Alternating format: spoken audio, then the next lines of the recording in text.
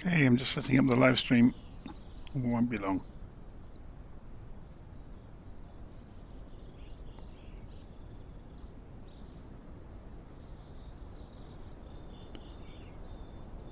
Okay,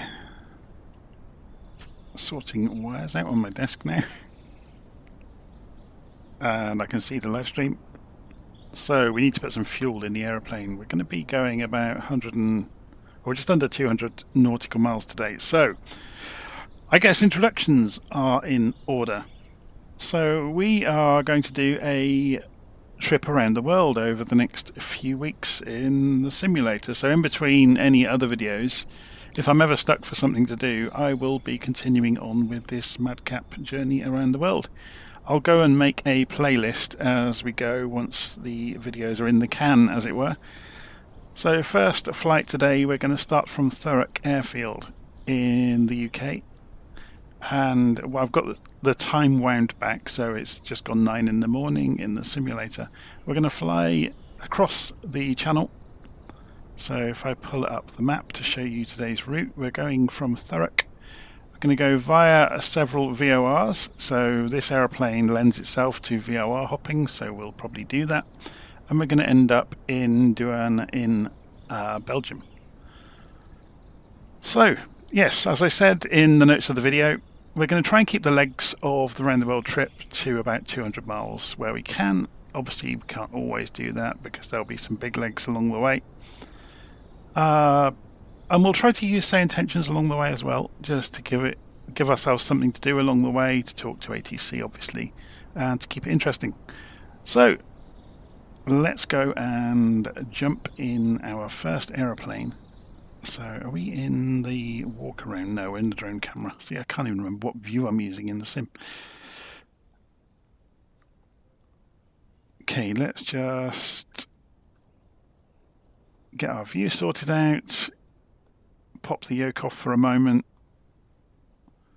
And see if we can remember how to start an aeroplane up, shall we? So before we get going, let's go into the aircraft, flight performance, mass and balance. How much fuel have we got in the aeroplane? We'll give it a bit more than that. I think it'll be plenty, but we're going to load more. And then we're going to come into the route page.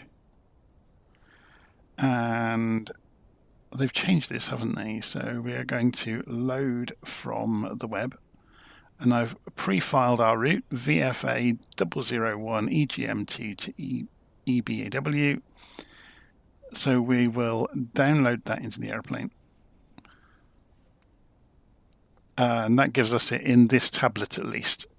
And then with a bit of luck, we'll come back in here in a moment.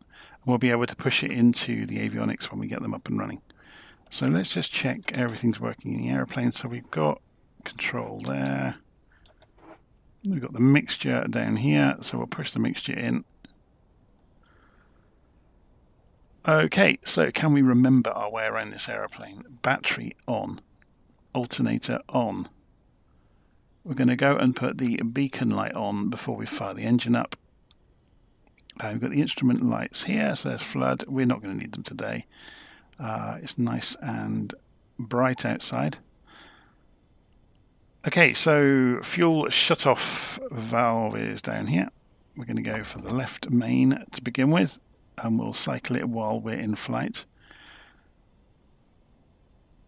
I'm just having a quick look around the cockpit to familiarise myself. I haven't flown this aeroplane in ages, so let's make sure things like the flap lever works. Yep, seems to work. And what about the parking brake? Yep, that's working. Okay, so let's go and turn the engine over.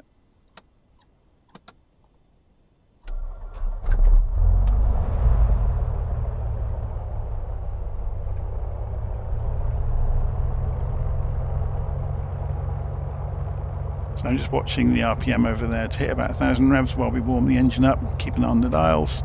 And then while that's happening, we can go now and turn everything else on. So avionics master switch is over on the right hand side. Go and put the nav lights on.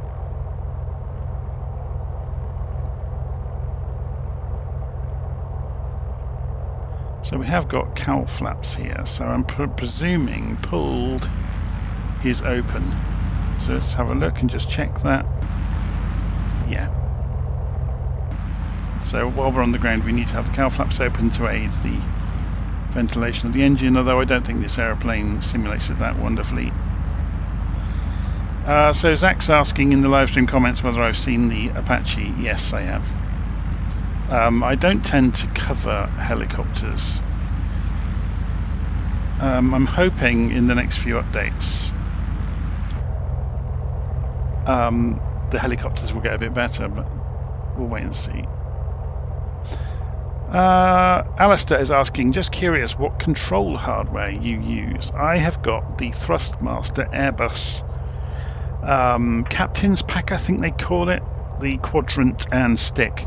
I don't have any rudder pedals.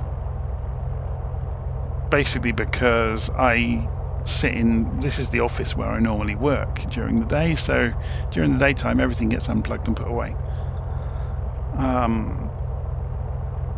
Okay, so we have the engine up and running, so we've done that without actually asking, although this is an unstaffed airport, isn't it, Thurrock?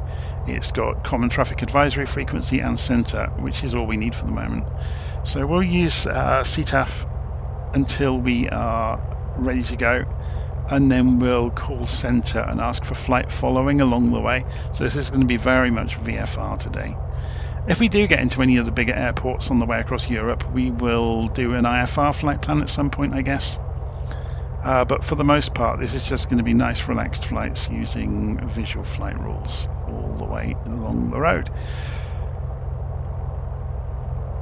Okay, so still waiting for the GPSs to come up. Hopefully they won't take too much longer. We'll put our taxi light on in a moment. Here we go. So the 430 and the 530 have now come to life. Can we open any of these panels? I'm just wondering what we've got on this aeroplane. We do have an autopilot, don't we? So we'll be making use of that along the way. So to begin with, on our route, do we get... yeah, we get an HSI in this aeroplane as well, which is good. So let's go and switch these both to VLOC just to begin with. And we'll go and put the transponder on standby. We will need it once we get flight following.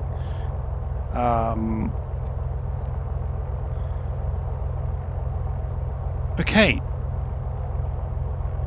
so I guess something else we could do while we're just sat here ticking over on the ground is invent a way to record these flights. So I'm going to show you a bit of a Swiss Army knife behind the scenes. If I go to Notion on the internet, and we can see I've got nothing to do with flight simulation in here at the moment. So if we go into like notes, you can see there's all sorts of bits and pieces in here. This is not my work notes, by the way. My work notes is an enormous archive of stuff. So what we're going to do in here is, if you've never seen Notion before, it's an online Swiss Army knife, really. So we're going to come in here and we're going to make a new area, call it Flight Simulation, and we'll give it an icon at the top, and we'll type plane. That'll do. And that's all we want for that one. So within Flight Simulation, we'll make a new thing called Round the World. Or no, Flight Log even. Logbook. We'll make it a database, an empty database. So yeah, we have to name this again, don't we? Should have done that first. So logbook, and we'll put here a book. And which one should we choose? That will do. So the whole thing that Notion can do is make databases as well as being able to store notes and things. So you can add columns to this now, and we can say we're going to go from. And we could make this a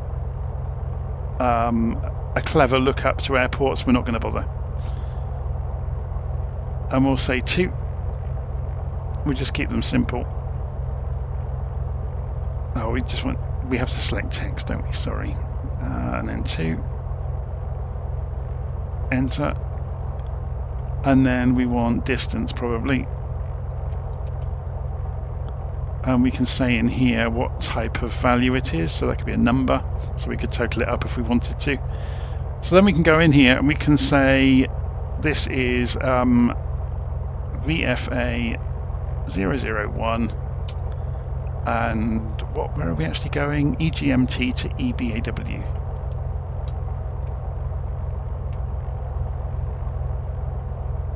So that's Thurrock to EBAW Deurne. So we can put in here EGMT Thurrock, whoops, to EBAW Deurne, and it's about 196 miles. If we wanted to, we could go and edit these properties and turn them into something a bit more clever, like selectors. So you get the little coloured pills, as they call them, come up.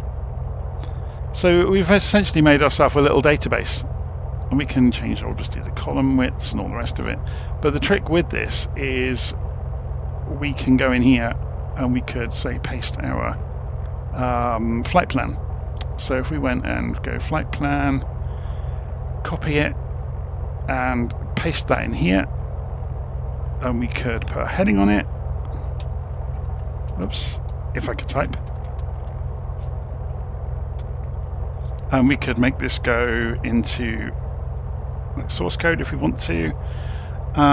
We could even go and steal this picture from little nav map and say copy, file, copy the image, and OK, and we could paste that in there as well.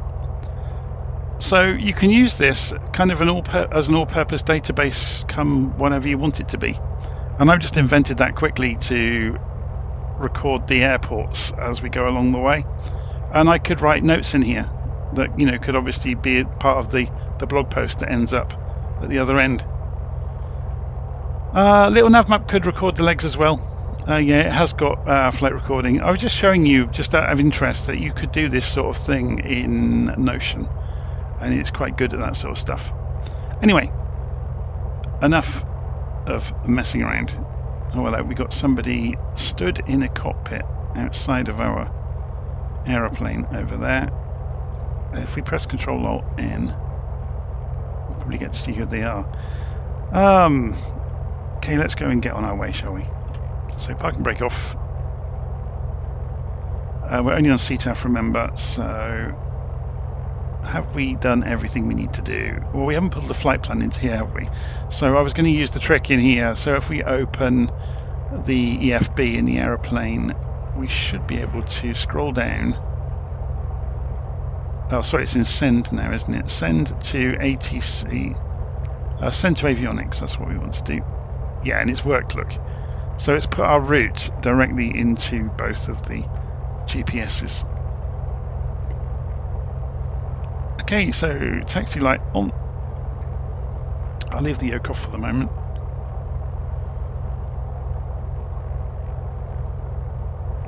And let's go and have a look at the wind and the airport layout. So it's coming from the southwest, so we need to go and taxi up to the far end. So 25, or runway 25 I should say. So parking brake is off.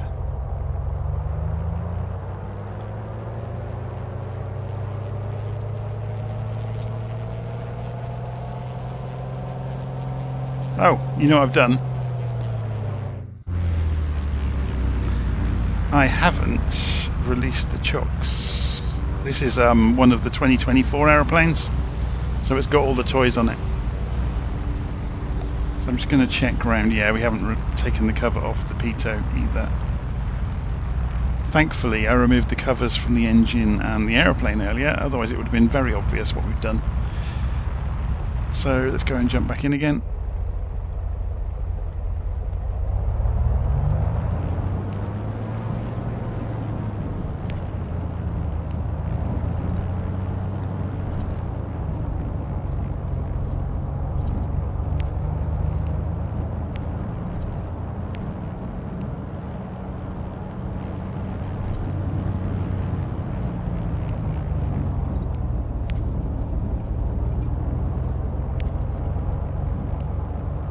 Yeah, Notion is fascinating. You can make Kanban boards with it as well. So if you're playing being ATC with your friends on a group flight, well, I've actually demoed this to people before.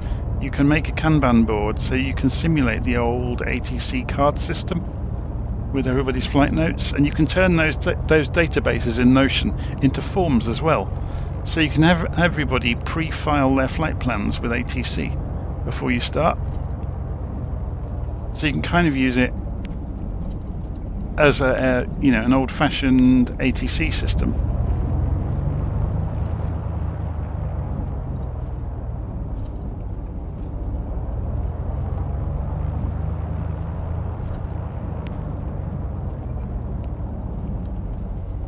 So maybe once we get into Autopilot, I'll show you setting that up in the simulator. Be good fun to do it. Or not in the simulator, sorry, in Notion. Notion's free, by the way, for personal use. There's a big lump in the middle of the runway, isn't there? Okay, so landing lights on, taxi lights off.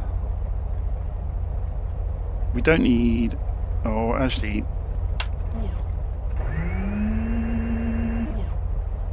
We're going to go for first stage of flaps just to get us off the runway, but then we'll pull them up fairly swiftly.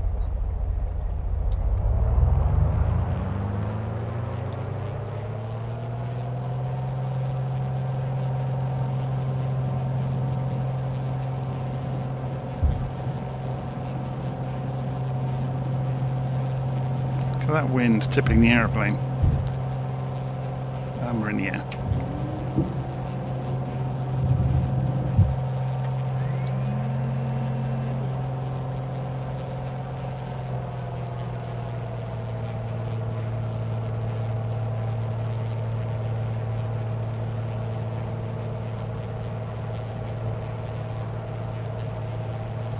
Calibrate the altimeter, completely forgot to do that. I'm off to a good start, aren't I? Trying to do too many things at once.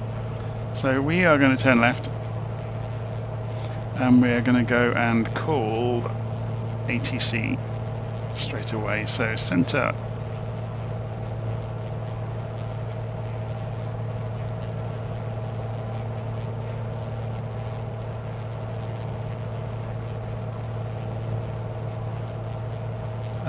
So we will tell them whereabouts we are. So we're just passing south of Thurrock.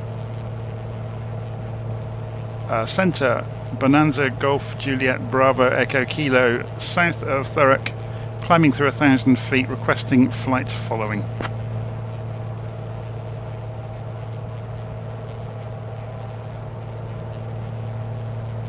Bonanza, Bravo, Echo, Kilo, pass your message.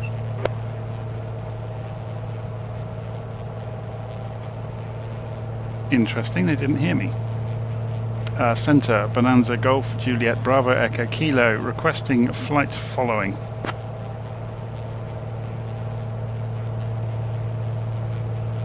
Bonanza, Bravo, Echo, Kilo, traffic services on request, squawk 6356 and ident.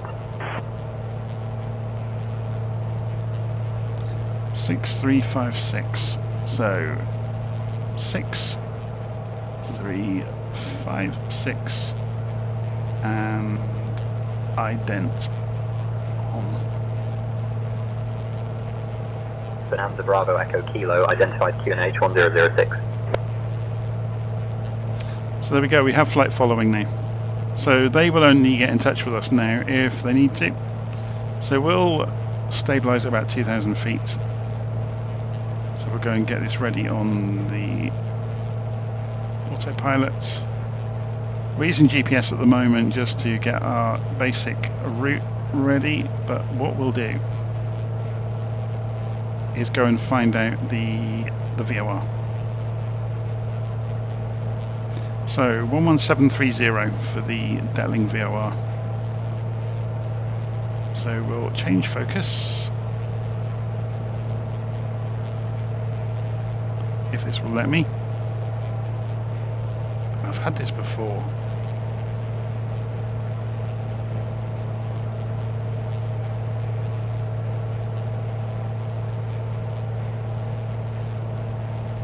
There we go. You need both mouse buttons in the Carenado aeroplanes. 11740 on nav 1 and switch frequencies, so this should come alive. It was 117.4, wasn't it? Oh, 0.3, that would explain it. So switch it back and switch it back over, and yay, we get the radios alive. So I'm just going to put the autopilot on for a moment. On roll hold, altitude hold where we are. So it's gone to 2,000 feet, which is perfect. So that means we can just concentrate on this for a moment. I think I've got problems with my mouse, you know. It's not always registering the mouse roller, which is a problem for things like this.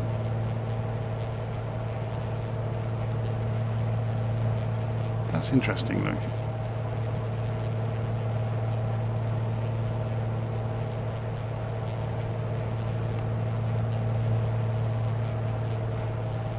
So what we can do is just point this towards the VOR.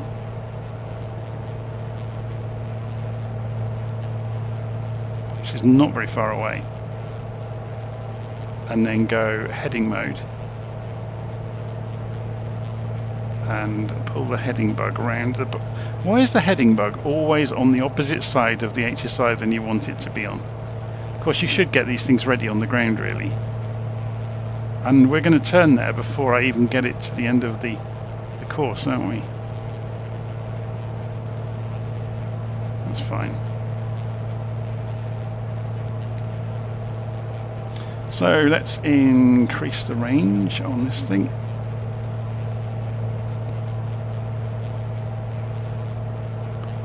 Have they stopped us clicking on that as well?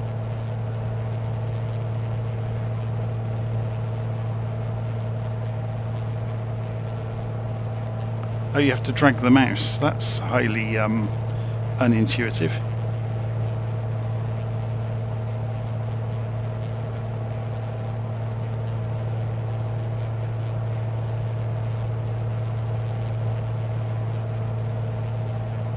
Oh my word. Whoever thought that was a good idea once shooting.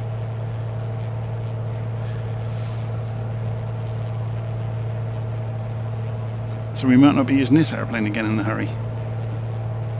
Now we're in the air, obviously we can close the cowl flaps, turn the landing lights off.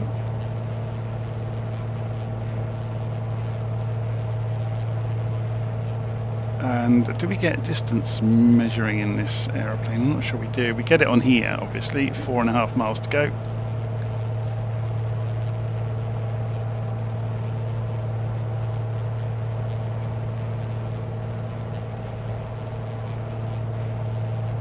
So flying in towards the Detling VOR in a rather haphazard manner. If we pull this round, you'll find out we're going almost directly towards it now.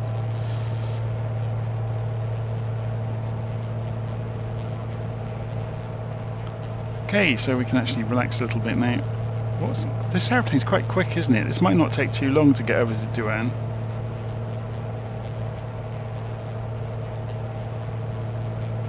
What are we doing in terms of RPM and manifold pressure? Yeah, we're well within limits.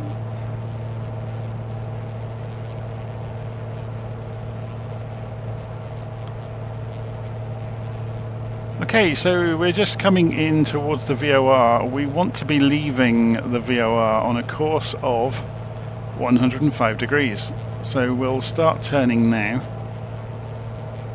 to 105, which will be about there. And if we turn this now on the HSI,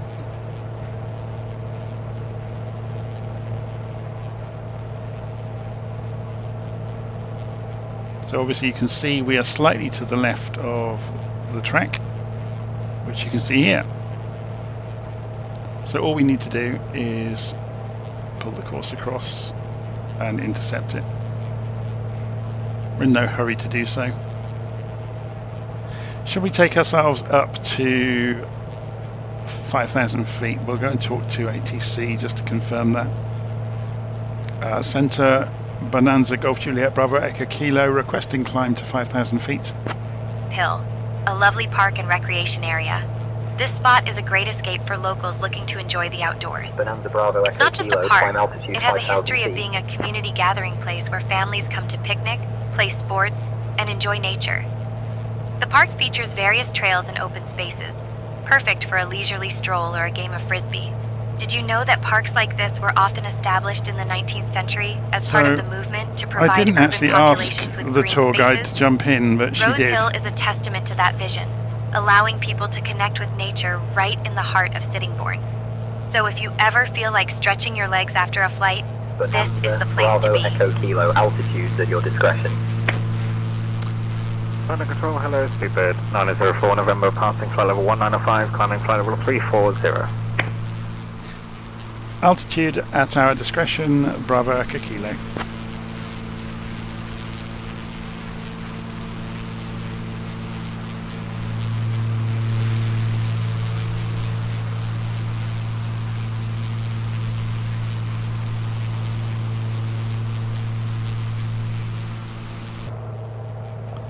So obviously we get a bit further further afield view by doing this.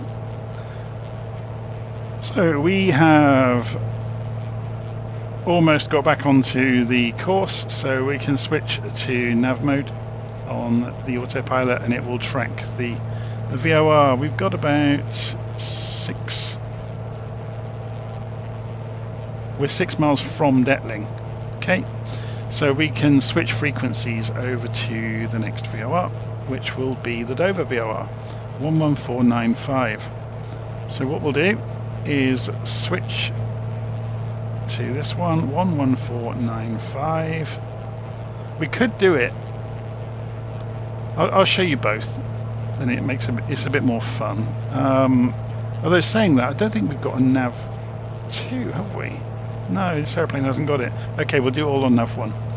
11495. So we're tuned into 11730.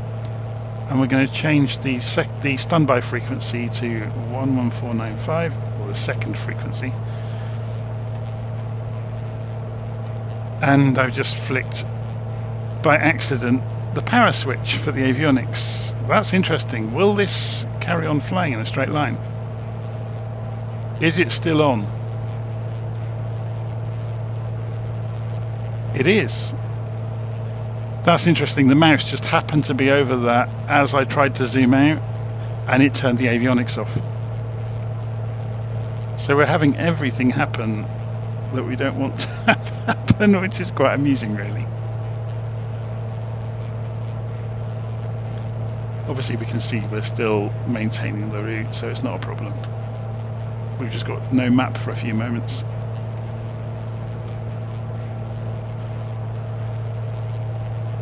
As soon as we get this sorted out, I'll go and show you what I was talking about in Notion, about some of the things you can use it for.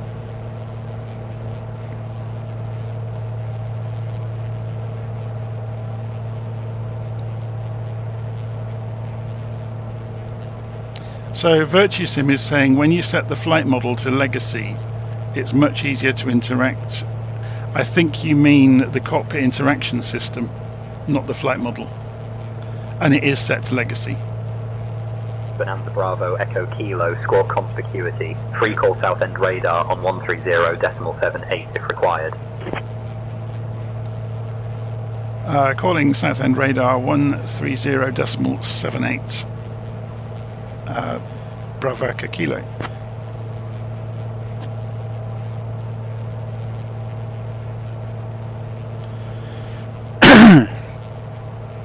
South end radar Bonanza Golf Juliet Bravo Echo Kilo with you, climbing through 3,500 feet for 5,000.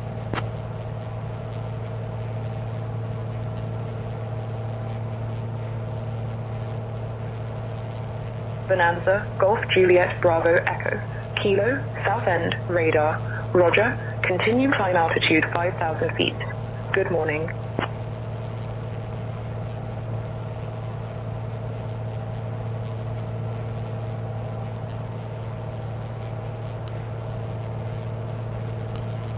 Okay, so everything's back up and running, and we've got...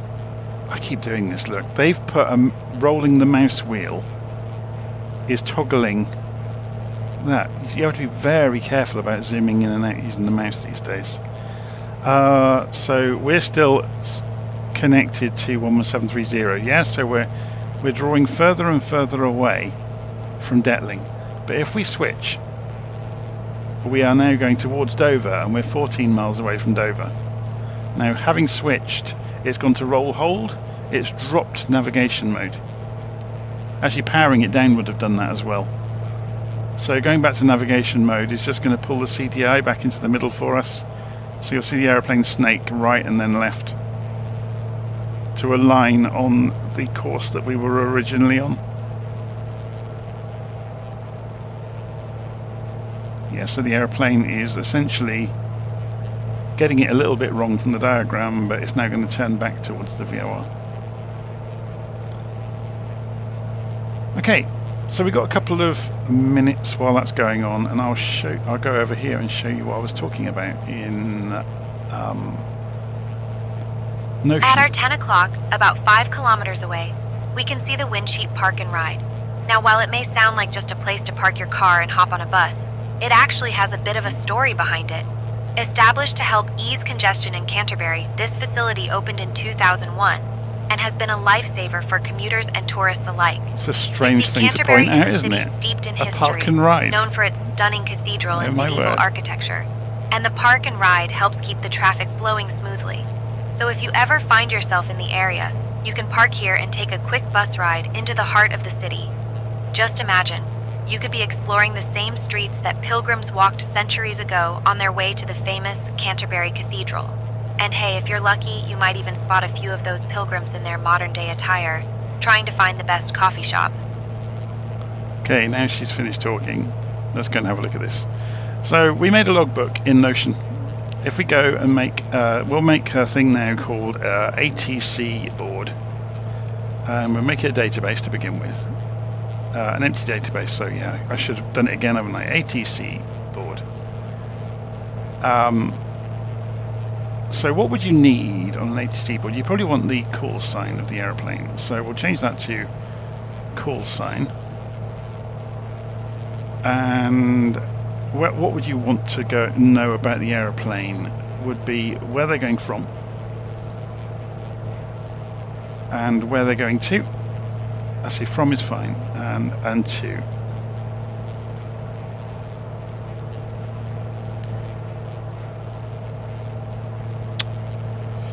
If I could type correctly, this would be a lot better, wouldn't it? There we go. So we've got from and to. So if we were going to go and put somebody on here, they might be Golf, Juliet Bravo Echo Kilo, going from, where were we going from and to again?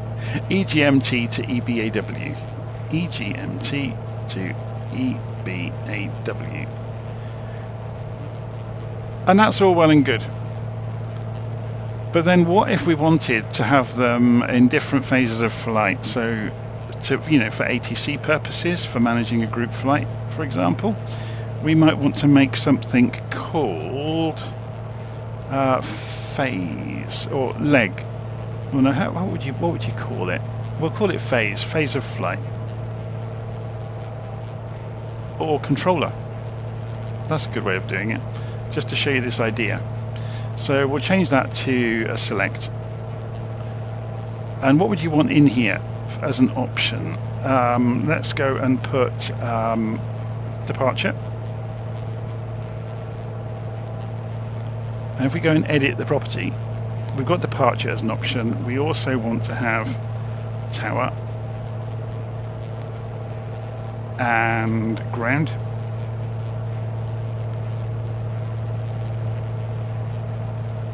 So I won't bother putting them in for both airports at the moment. I just want to show you the idea here of what you can do. You can then say we want the board, and you've now got the aeroplanes that are talking to departure, ground or tower, and you can drag them along. Yeah. And you could also go in here and show what properties you want shown for each aeroplane. So we might want to see where they're going from and to. So if you had lots of people in here, so say I had another aeroplane called GABCD doing the same route maybe,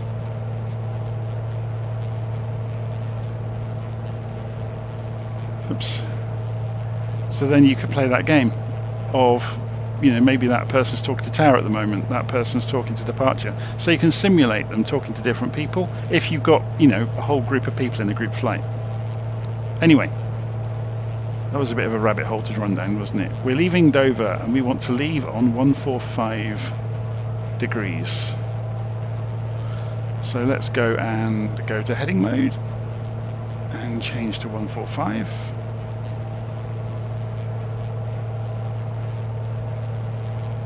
We're right over the top of the VOR at the moment, so we lost signal there for a few moments. It's coming back.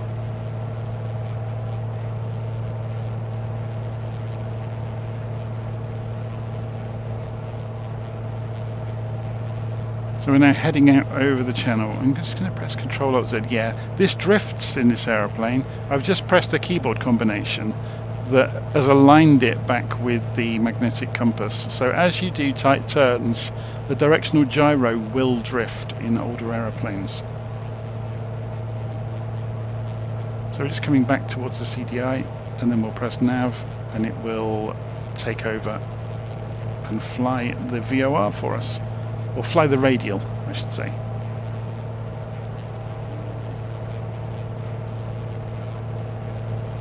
So we're on our way now down to the Boulogne-sur-Mer VOR. So it doesn't have distance measuring.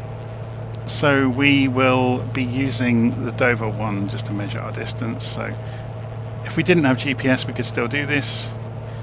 So you'd have although saying that in this aeroplane you haven't got a separate distance measuring equipment system, I don't think.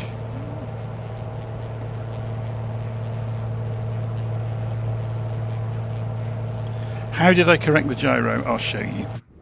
It's a keyboard combination to do it. So I'm going to go into controls. Now we're going to get a pause. There's a bug that came in with Sim Update 2 where this takes ages to appear. Thankfully it's on keyboard already. And if you ever change any of your profiles, it pauses again. So search by input, Control-Alt-Z. Set heading indicator. That is the thing that resets the directional gyro to match the compass.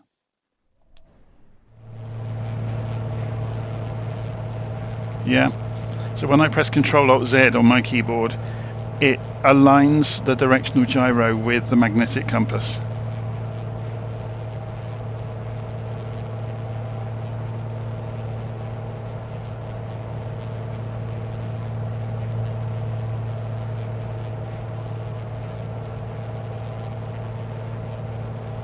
Yeah, it took me ages to figure that one out. That was one of those late afternoons when I just sat down and thought, right, I'm going to work through every option here and see what does it. How are we doing with the aeroplane? Just crossing the channel at the moment towards France. So we will, should we pull the sectors up in the little nav map? We'll cross into French airspace in a moment. There we go, so you can see the edge of the sector. If we click here, you can see we're going to go into LTA.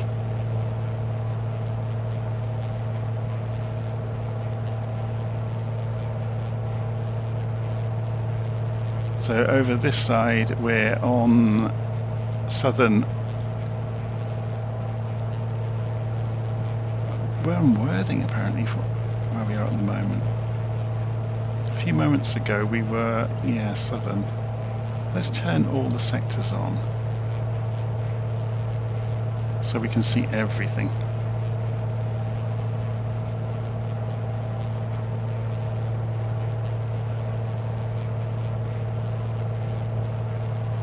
So yeah, this we're going to Paris airspace.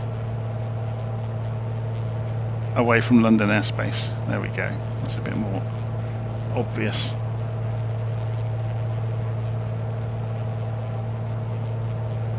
So we should get a shout any moment about us transferring into Paris airspace for further flight following from the French side.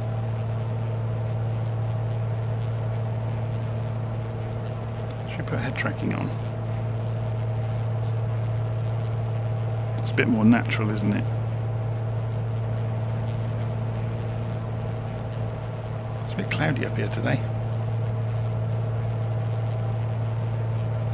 So there's a comment there that Alt-D was easy in Flight Sim 2020. Yeah, it was just pre-configured, that's all. All that they've done is there is no pre-configured key in 2024 for that particular function. I think the way the profiles work in 2024 is vastly superior to 2020. Once you get your head around how it works, it is so simple.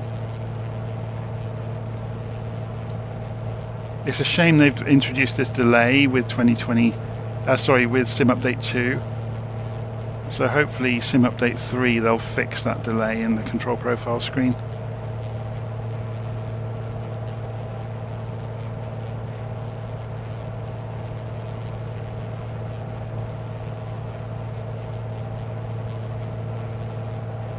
Okay, we are into French airspace. I'm surprised we haven't been passed over to Paris control.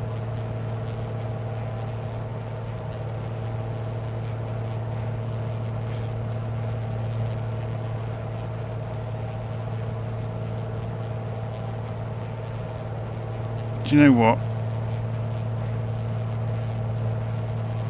I'm just looking at this. Yeah, this doesn't reflect it either. I wonder if...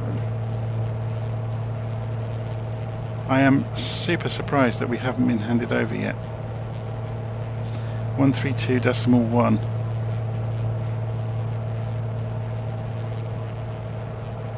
I'm going to do it myself. Actually, I could talk to the centre we're communicating with and say, can we pass over to Paris control? Centre, Bonanza Golf Juliet Bravo Echo Kilo, requesting transfer to Paris control.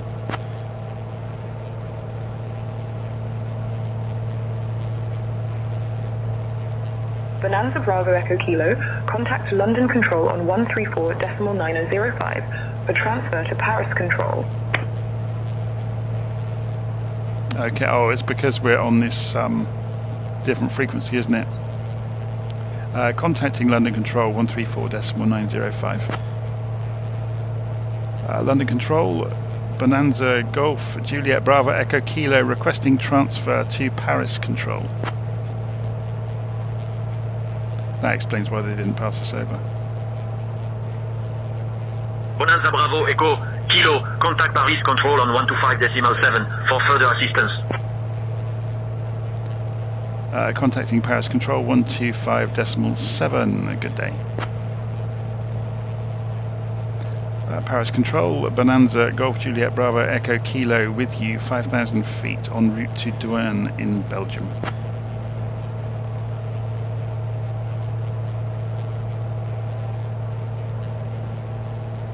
Bonanza Golf Juliet Bravo Echo Kilo, Paris info, unable to provide traffic service. Contact appropriate article for further assistance. Interesting. Let's just ask them for flight following and not tell them what we're doing.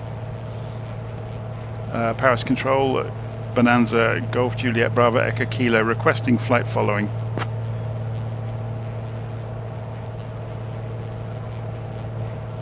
Yeah, I'm on live weather. Bonanza Bravo Echo Kilo, traffic service not available. Continue on current course and contact appropriate article for further assistance. Okay, they're not going to help us today. Bonanza Bravo Echo Kilo identified. 2 west of Saint-Inglever at 5,000 feet. QNH 1008. He changed his mind, hasn't he? I think we might descend. What's the ground level below us like?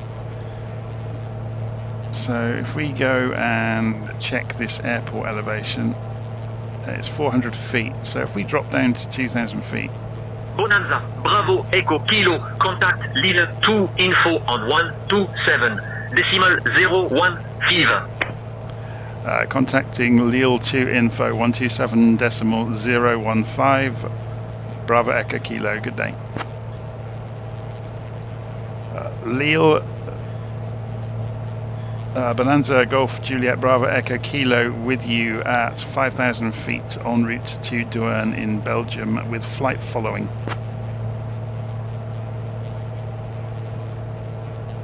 Bonanza, Golf Juliet Bravo Echo, Kilo, Lille 2 info, good afternoon.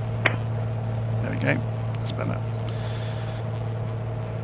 So sometimes you have to be a little bit more declarative with the AI air traffic controllers, and the key thing I missed out on that first conversation with Paris Control was that we were VFR with flight following. So it probably presumed we should have had an IFR flight plan, which we don't have. So therefore it couldn't provide service. And we're going to descend because this is dangerous. Lille Bonanza Golf Juliet Bravo Echo Kilo requesting descent to 2,000 feet.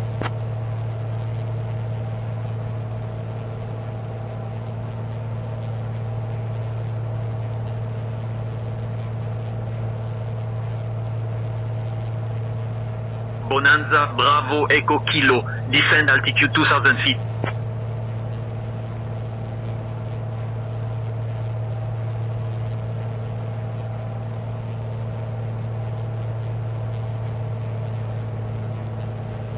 The clouds are actually breaking up, aren't they?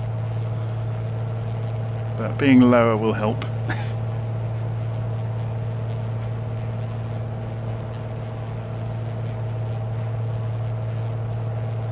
Okay, we're coming in vaguely towards the VOR. Well, actually, that's a good point. Why are we not? We're in nav mode. Oh, of course, we're flying a course from Dover, and the wind is pushing us this way. Yeah, so we're trying to hold this radial. Interesting. So we want to go towards this one over here, the Lesquin VOR, and the frequency for that one is 10900. We want to be, if we're going to follow our flight plan, 93 degrees in towards it. So if we put ourselves on heading mode for the moment,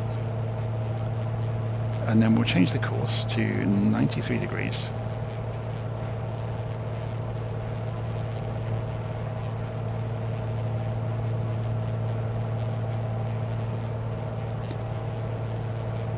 And change the VOR to 10900.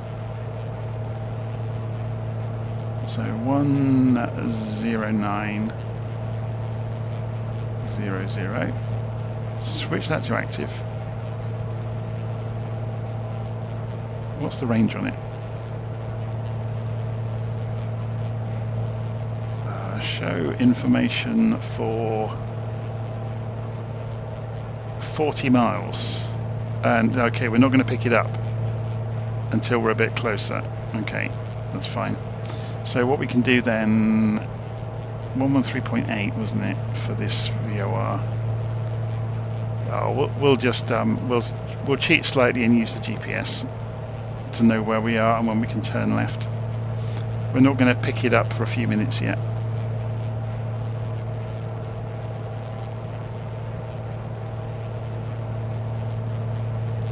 Watch the French countryside go whistling past underneath us.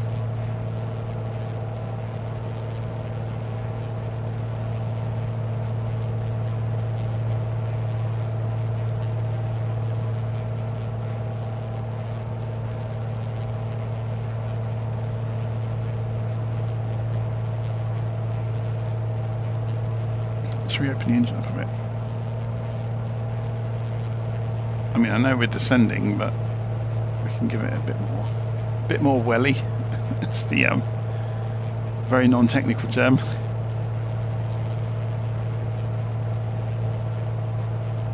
So we should see the CDI needle jump when we get a few miles the other side of the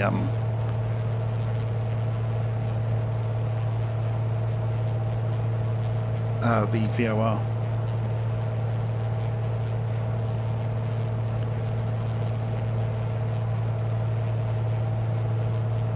Should we open up Navigraph as well? May as well have it running. It could give us some good information. Give us the weather for one thing. So we need to unload what we've got here, do a new flight, and paste this in here. We have to go and grab the flight plan from Little Nav Map, paste it into the top of here, and there's our route. Oh, there's a software update. There's always a software update, isn't there? Whenever you want to do anything, there's a software update.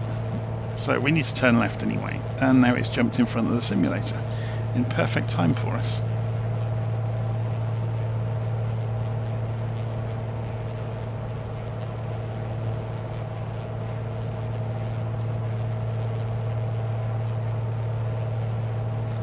There we go. So we're just turning towards 93 degrees and whizzing across the countryside. So you can see it's drawing all kinds of VFR routing in on the map. The reason for that, look, it's circuits for the little airfields and approach waypoints with visual reference points. Yeah, so departure from the runway, look. It's very cool. It's very good when you look at smaller airfields. It's like they've got a couple of different circuit diagrams on there for the pattern. The more you zoom in, the more you see.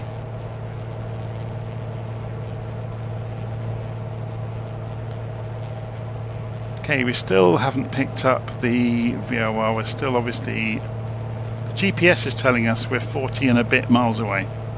So when it gets below 40, we'll see if how quickly we get signal. There it goes. Exactly 40 miles. That seems a bit too good to me. But anyway.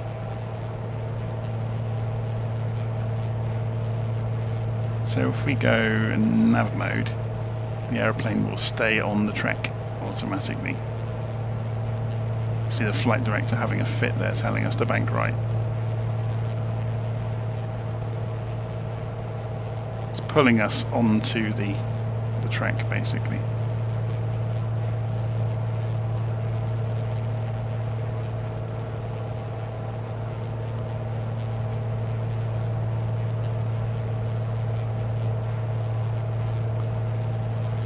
So earlier this evening, I took a look at the Flight Sim Labs Airbus, which has now been made compatible with 2024. I almost went and bought it. I didn't at the last moment, because there are so many Airbuses in the sim now. I don't think there would be too much interest in anybody wanting to know if the Flight Sim Labs Airbus is a little bit better or worse than the Phoenix. Also, there's still that whole story, if you weren't aware of it, about Flight Sim Labs years ago installing malware on people's PCs on purpose, and taking all their passwords. They were looking for people pirating their airplanes. At our 3 o'clock, about 4 kilometers away, we can see Denlis Park, a fantastic amusement park that's perfect for families looking to have some fun. Opened in 2000, this park features a variety of rides and attractions, including roller coasters and water slides. It's a great spot for kids and adults alike, with something for everyone. Did you know that the park is themed around the idea of adventure and exploration? You might even spot some brave souls trying out the thrilling rides from up here. It's a popular destination for locals and tourists, especially during the summer months when the weather is just right for a day of excitement. So, if you ever find yourself in the area with some time to spare, Denlis Park is definitely worth a visit. So someone just did a shout out in the live stream. Paradiski said, oh sorry, no, it was, no, I'm going to get your name wrong. Giulio, is it? Molfasi? said don't forget to switch the fuel tank. So I've just gone and done it, and I had a quick look down here, and yeah, look, the left tank we've got down to half tank, right tank we're still almost at 3/4. So rather than unbalance the aeroplane, although I don't think it's simulated that wonderfully in the Carenados, but it will probably be the autopilot will be feeding in a little bit of aileron to balance up the weight there. So yeah, good shout.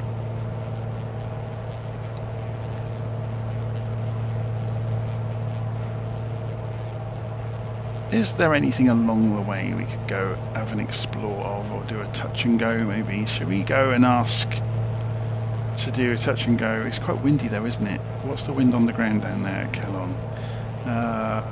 4 knots. That's not bad at all, actually.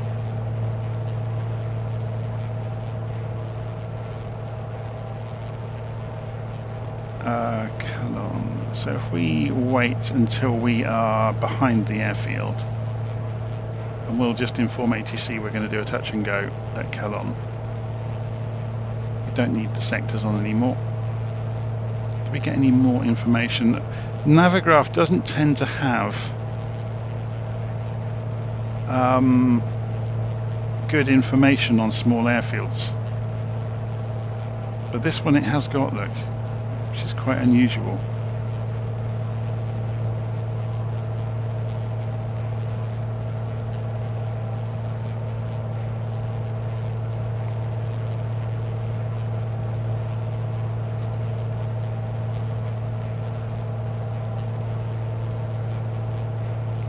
Can we see it? Yeah, is it out over there?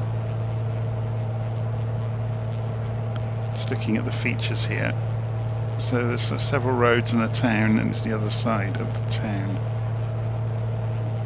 So here's the town. It's going to be out over there in the fields, isn't it?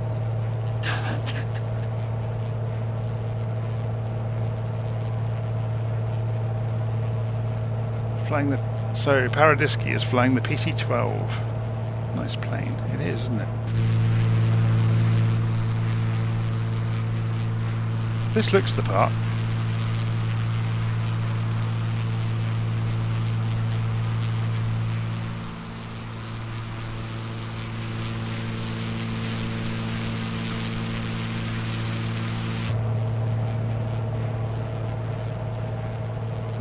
Okay, so Calon.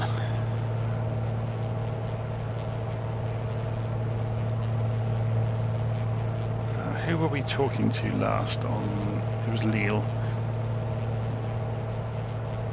Lille Centre, Bonanza, Golf Juliet, Bravo Echo Kilo, requesting touch and go at Calon.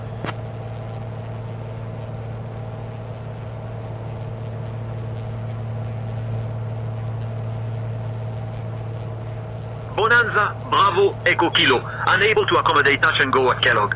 Current active runways are 16 left and 34 right. Please choose one of these runways for your request. I think you got the name wrong. Yeah, it says Kellogg. That's not what we want. We want Calon.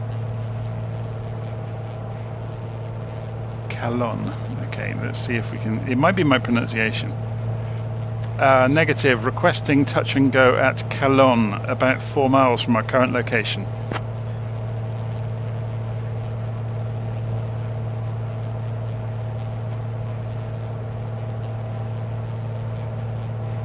Bonanza, Bravo, Echo Kilo, unable to accommodate touch and go at Cologne. Current active runways are 16 left and 34 right. Please choose one of these runways for your request. It still doesn't understand. So Lima Foxtrot Quebec Tango. Negative. We mean Calon, Lima Foxtrot Quebec Tango.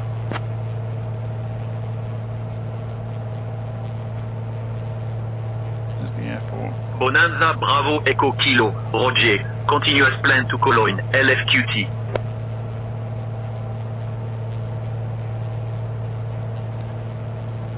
Requesting touch and go at LFQT. Bravo Echo Kilo.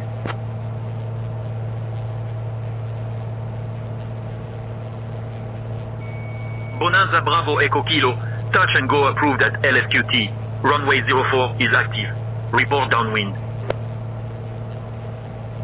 Really? With a 22 knot in the tailwind? I don't think so. Negative, requesting touch and go runway 22 at LFQT.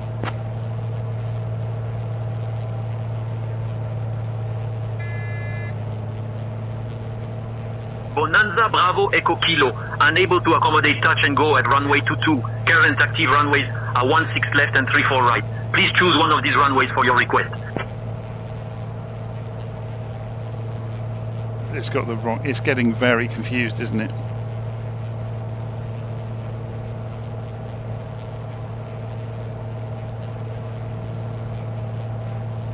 Negative, requesting runway 22 at LFQT.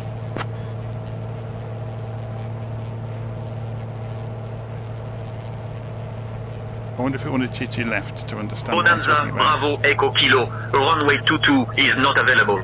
Current active runways are 16 left and 34 right. Please choose one of these runways for your request. Requesting runway 22 at Lima Foxtrot Quebec Tango. I'm going to have an argument with him, aren't I?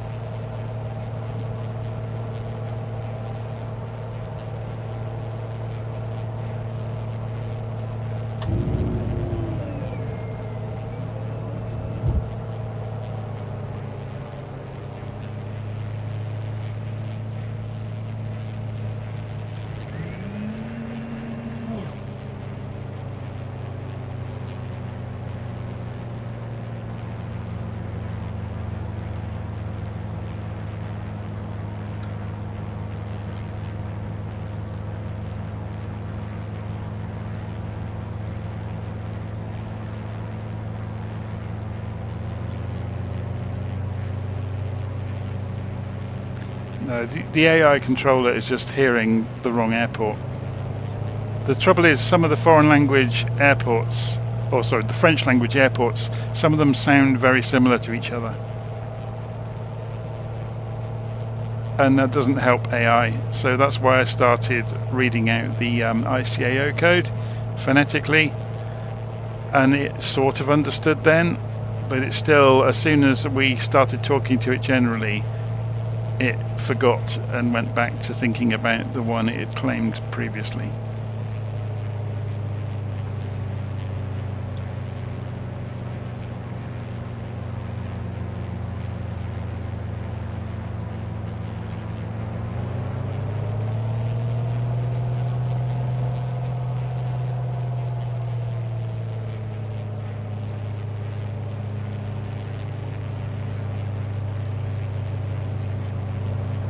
Low, but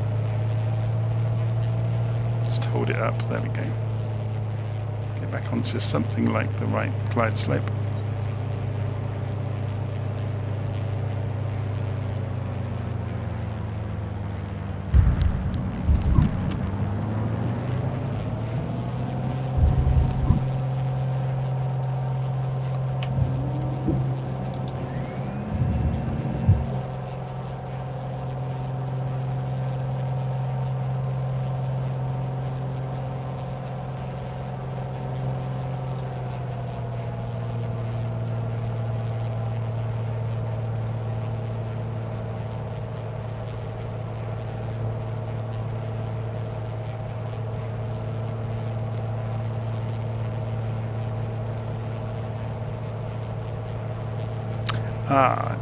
There's a very good point there from Virtue Sim in the live chat. Did I move? How did I change the time in the sim? I'm using custom weather, so I'm using live weather but custom time. So I'm not using live here, if that makes sense.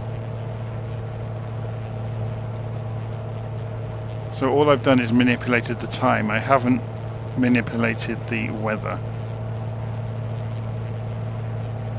Hang on a second, let me guess, get us going back the direction we should be going. I'll say goodbye to this airfield.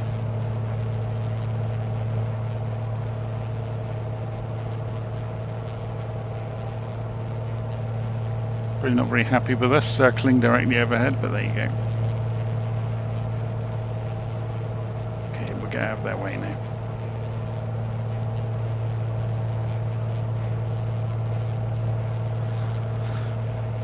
So bring the altitude back up to 2,000 feet.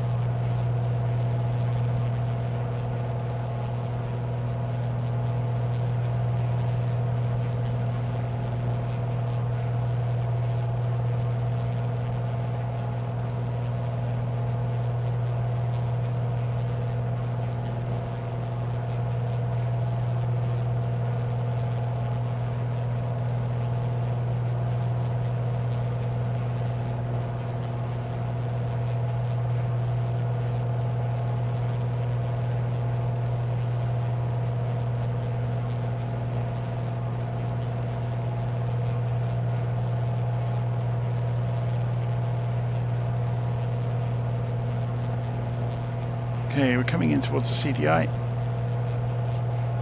We can go and turn our landing light back off, by the way.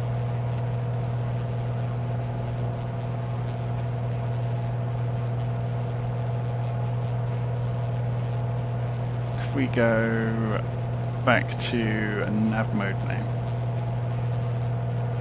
it should grab and start turning left. Here we go. It's just captured the course.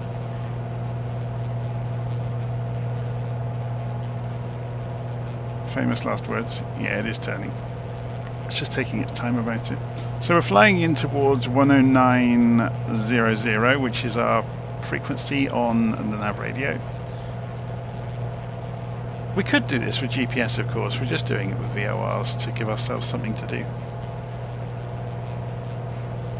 So we'll go and prepare the next frequency. So this is the Afligem VOR 11490. So it's only a tiny bit different than the one we had previously.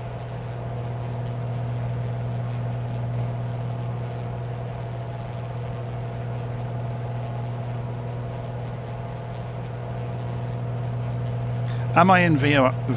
No. I'm using a piece of hardware called a Tobii eye tracker, but I've only got it tracking my head, not my eyes.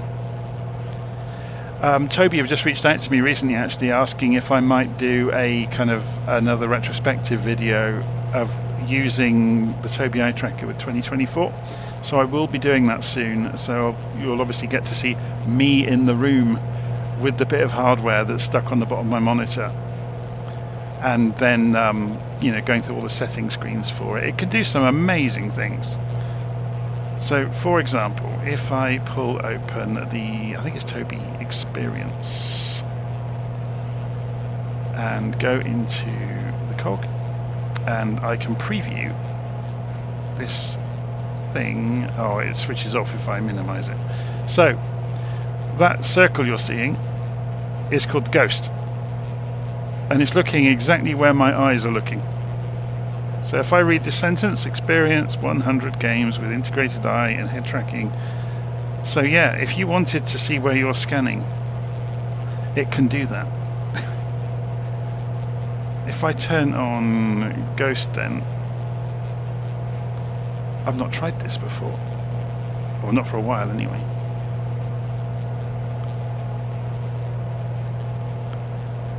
So there's all sorts of things it can do. Okay, yeah, this is for using it with Twitch. Interesting.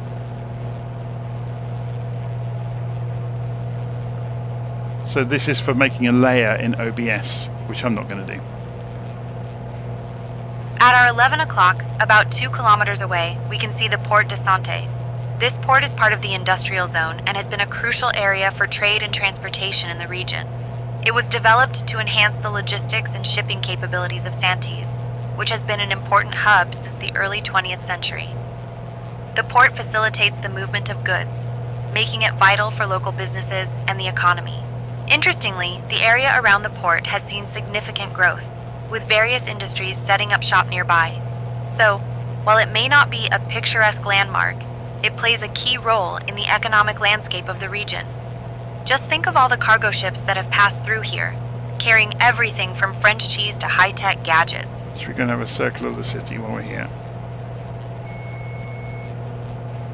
Actually, before we do that, who are we connected to at the moment? Lille still. Lille Centre, Bonanza, Golf Juliet Bravo Echo Kilo, requesting touch and go at Lesquin.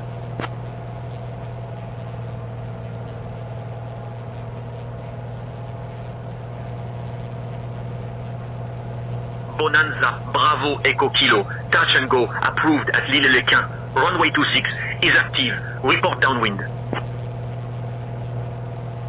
Runway 26 is active. So let's have a look. So we are downwind, but we need to straighten up to go abeam runway. So that is the runway. So we'll just straighten up to go downwind. I'm just going to side slip us for a moment to lose some speed. And turn the propeller down.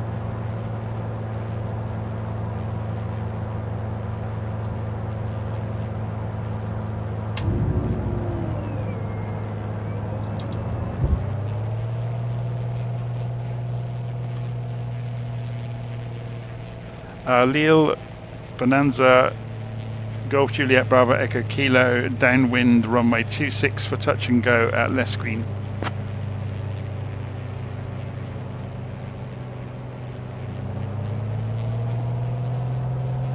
Bonanza, Bravo, Echo Kilo. Runway 26 is not available. Current active runways are 16 left and 34 right. Please choose one of these runways for your request. Really?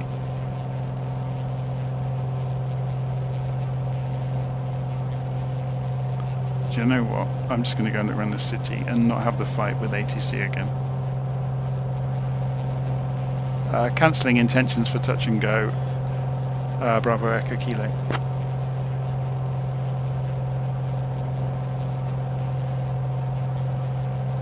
Bonanza, Bravo, Echo Kilo. Roger. Intentions for touch and go cancelled.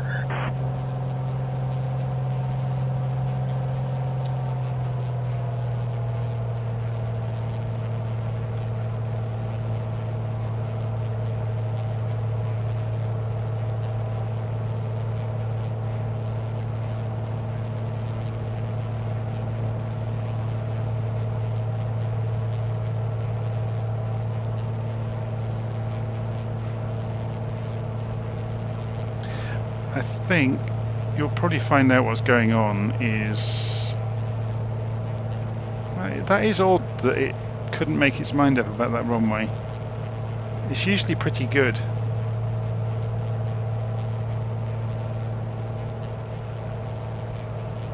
What am I using to record flights? Well, I'm not recording it, I'm streaming it. I'm using OBS. OBS is free, by the way. And there it is. So obviously you can play games with turning on different screens and stuff, so you can have scenes. So I've got a scene set up that's got the webcam on it as well. So you can see me. There I am.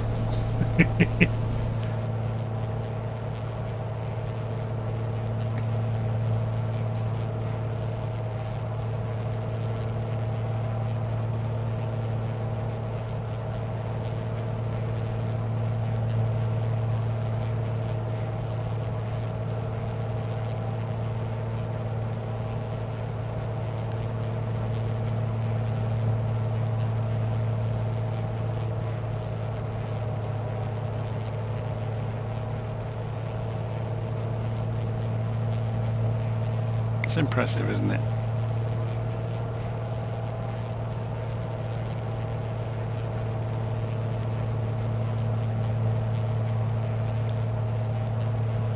This is where I get my pilot's license taken away for at our 9 o'clock, flying right below in front 1,000 of us, feet we can over see the Decathlon Arena Stade Pierre Mauroy. This impressive stadium opened its doors in 2012 and is home to the Lille OSC football team. It has a seating capacity of around 50,000, making it one of the largest stadiums in France.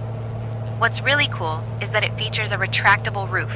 which means that whether it's pouring rain or a sunny day, the show can go on. The stadium has also hosted major events, including concerts and rugby matches, so it's quite the versatile venue. Fun fact, the design of the stadium is inspired by the shape of a sail, which is fitting since Lille is not far from the coast. So if you ever find yourself in the area, you might just catch a thrilling match or an electrifying concert here.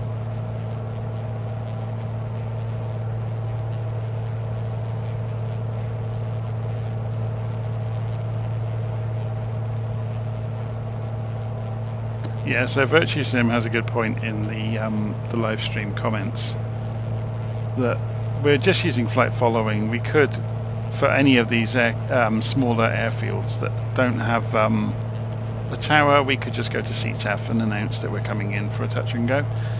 And for the bigger ones, and I imagine this screen is got a tower, hasn't it? Probably, yes it has. So we could go and have a go at that. So we're leaving and going back to tower control. Where's our current location? Let's have a quick look at the map. So we've gone out towards the city, haven't we? We're just coming back around, so 90 degrees that way.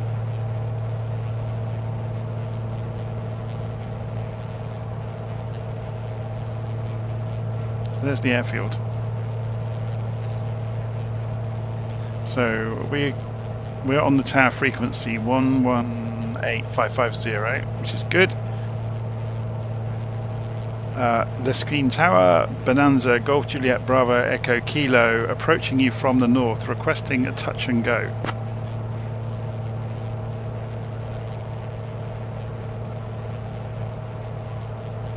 Bonanza Bravo Echo Kilo, runway 19er, cleared for touch and go. Report downwind each time. So that'd be runway 20. He knows it as 19er, so it's straight in basically.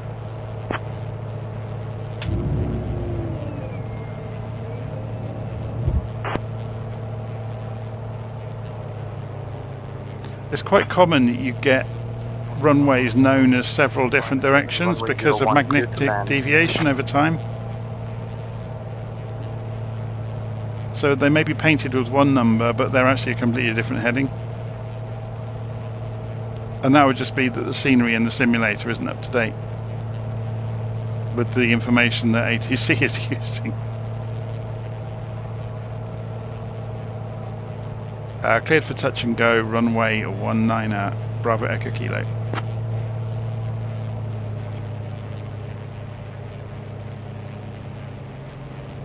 Let's get the landing lights on.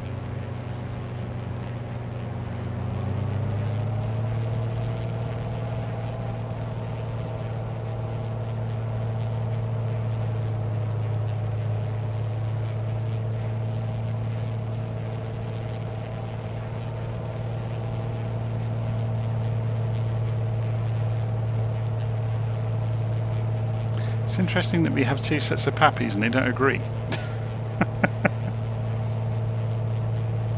I think that might be a bit of a mistake in the scenery.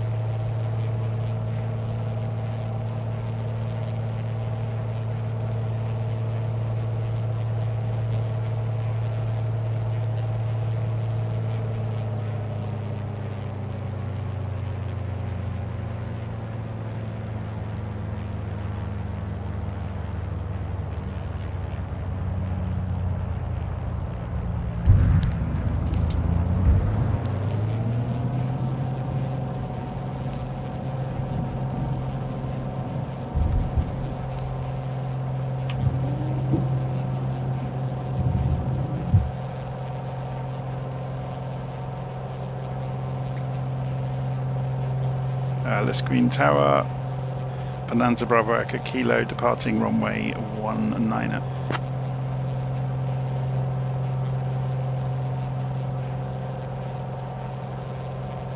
Bonanza Bravo Echo Kilo, runway 19er, cleared for takeoff. After departure, proceed on course. I used the wrong word and it threw it, didn't it? I should have said airborne. That's quite amusing when that sort of thing happens with AI. It just shows if you don't lead it with the right language, it hasn't got much common sense.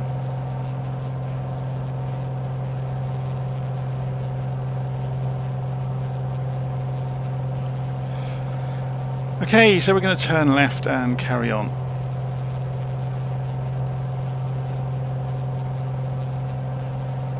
So we want to go to the Affligem VOR 11490, which we talked about earlier. So we'll switch frequencies. And again, it's not got a great range by the look of it.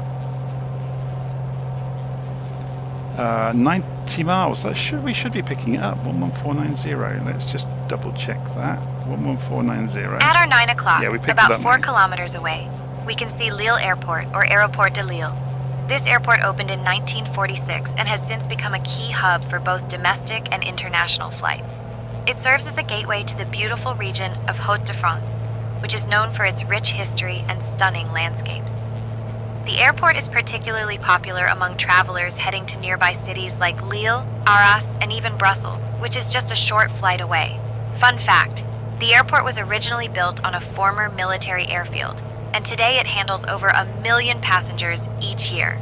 So, as we fly over, just think of all the adventures that are starting or ending right below us.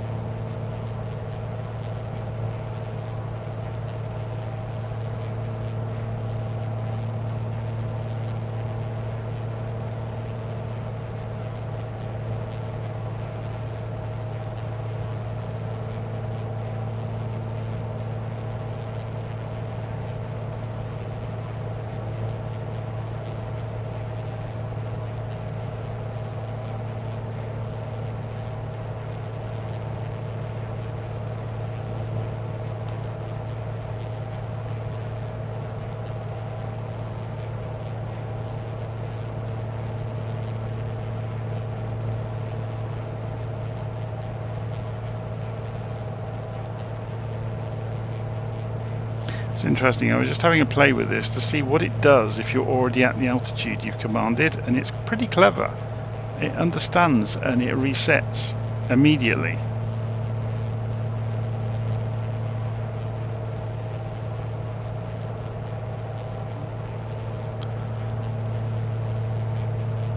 Just having a look at the GPS screen, see what it renders to show us. It's quite busy around here, isn't it? Lots of little airfields and sectors. You can turn the tour guide off, by the way. So if you go into where is it? Intercom, channel 2, and I'll turn the mentor. You can just disable, but you could have a co-pilot. You could have cabin crew. So we've got all sorts of people that can be in here. So Duncan is professional cabin crew. Oh, he's a Scotsman by the look of it. Let's see who else we've got. Laura is cabin crew. And we've got some funny ones. Pavel. We've got Taylor. Should we try Taylor? Hi Taylor. Oh, it's the wrong frequency. I used the wrong button. Hi Taylor, how is the flight going? Bonanza Bravo Echo Kilo, hello, pass your message. Yeah, I don't want to talk Hello, to you. Captain Jonathan. The flight is going smoothly so far. All passengers are settled in, and we are ready for the next steps.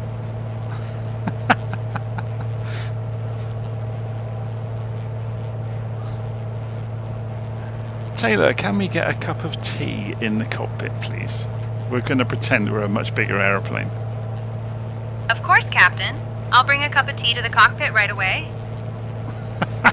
This is awesome, isn't it? What food do we have available for the flight crew today? We have a selection of sandwiches, fruit, and some snacks available for the flight crew today, Captain. This is awesome.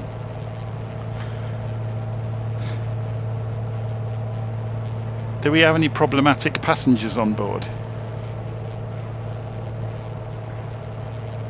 No, Captain. We do not have any problematic passengers on board at this time.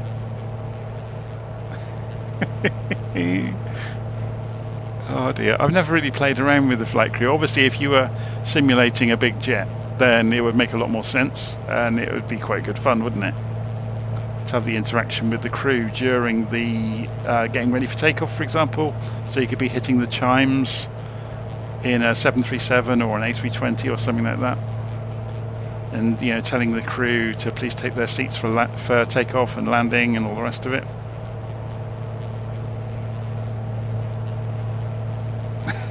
Let's see if they'll give us. There's no way they would let us have alcoholic drinks, is there? Shall we try it? Can we have some alcoholic drinks in the cockpit, please? Certainly, Captain. I'll bring some alcoholic drinks to the cockpit right away. Oh my word. And followed by clunk. That's funny. So what other things can SayIntentions do for us? If we go co-pilot, maybe. Co-pilot, and we'll choose Jared.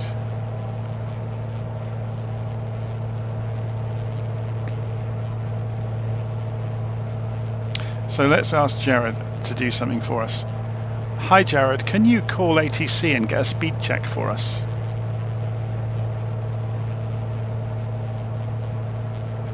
I can't handle that task. You need to request it directly from ATC. Okay. What sort of tasks can you do for us, Jared? I'm sorry, I'm really only trained to handle IFR-related comms. Oh, okay. That makes sense, doesn't it? Because IFR is much more prescriptive, so it would make sense. We'll go back to the tour guide and we'll go for... Who's the Jeff tour guide? Hi Jeff, what can you tell us about this part of the country?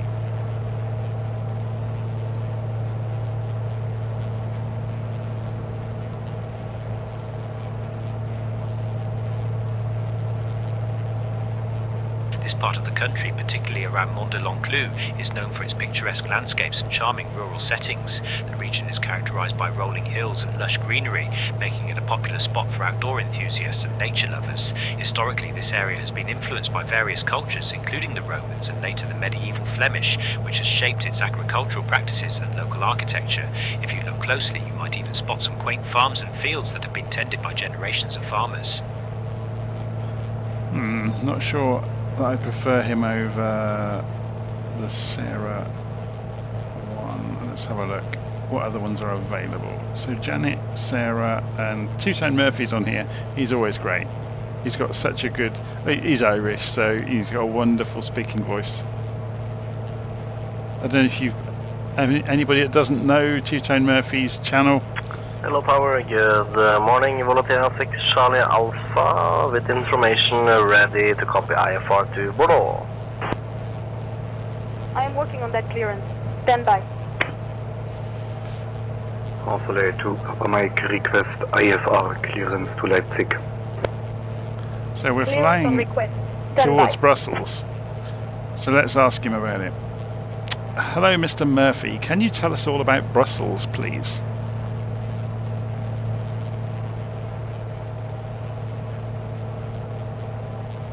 Brussels, the heart of Belgium and a city that's as rich in chocolate as it is in history.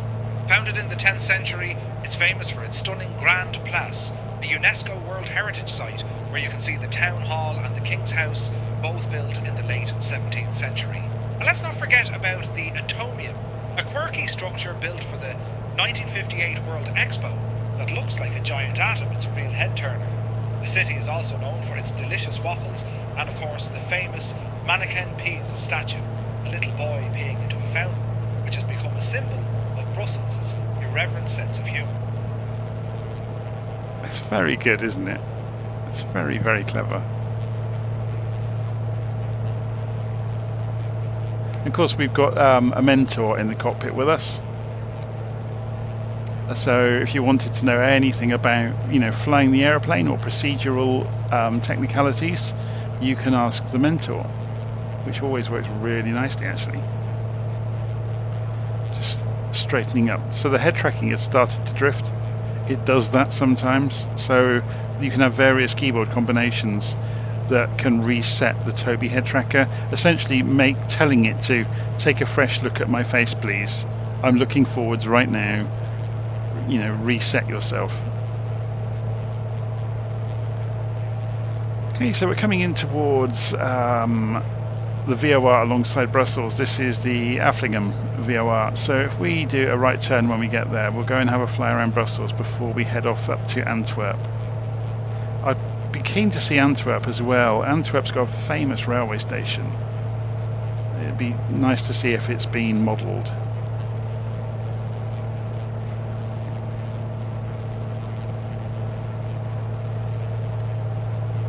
Yes, so I'm just following any prompts, and if anybody wants me to ask things to the mentor, I'll follow your instruction. So, can you tell us about the icing procedures in the F33A?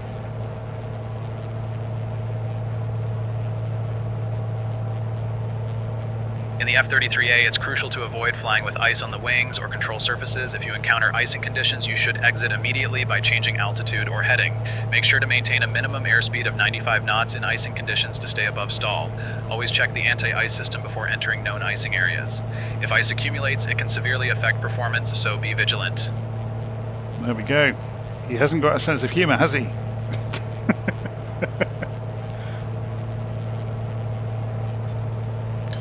Let's ask him something a little bit out of left field then. What do you recommend doing if the propeller falls off? That has happened, by the way, to multiple flights. If the propeller were to fall off, maintain control of the aircraft and execute a controlled descent. Follow emergency procedures for engine failure and prepare for an emergency landing. Ensure to communicate your situation to ATC immediately.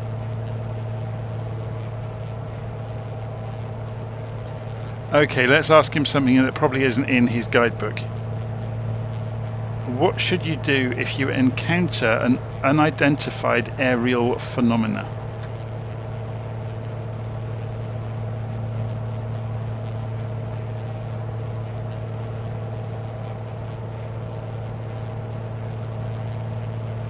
He's having a think, isn't he?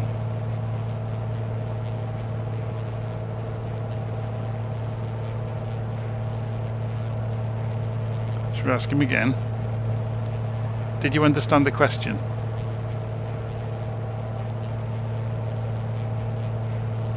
Yes, I understood your question. Let's keep the focus on aviation-related topics. So he's not going to talk about. Do UAPs pose a risk to aviation?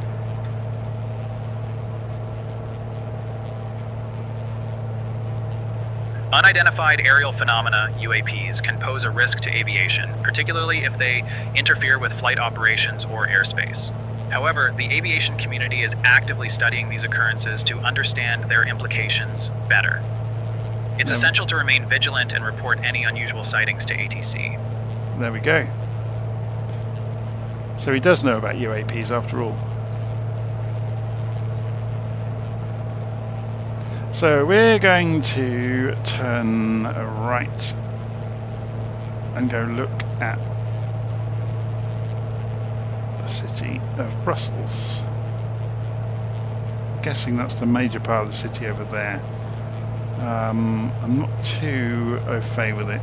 So if we were to fly into the centre, we're looking to fly 90 degrees right about now.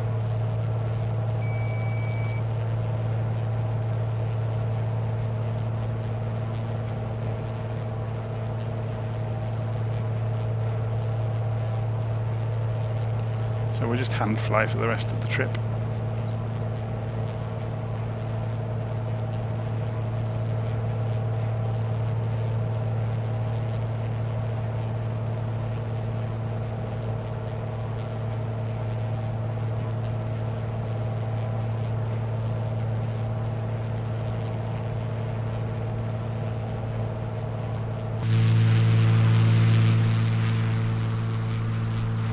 Airplane needs a wash, doesn't it?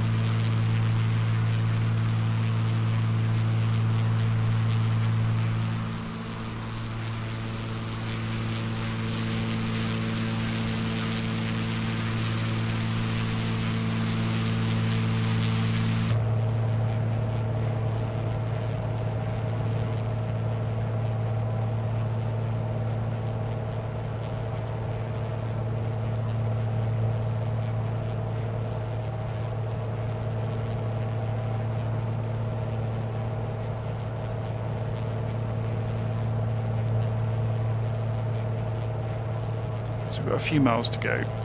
Yeah, so the city is this dark area out here. I imagine it's photogrammetry, which is why it's appearing quite dark, maybe. So hopefully it will fill up with interesting buildings as we get closer.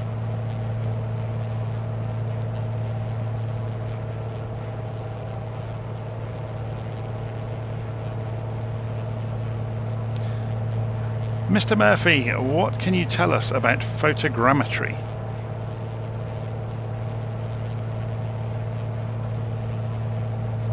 Photogrammetry, my friend. It's like magic, but with science. Essentially, it's the art and science of making measurements from photographs, especially for recovering the exact positions of surface points. This technique is widely used in mapping and surveying, and it can even help create 3D models of our lovely Earth. So next time you see a stunning aerial photo, just remember, there's a bit of photogrammetry wizardry behind it.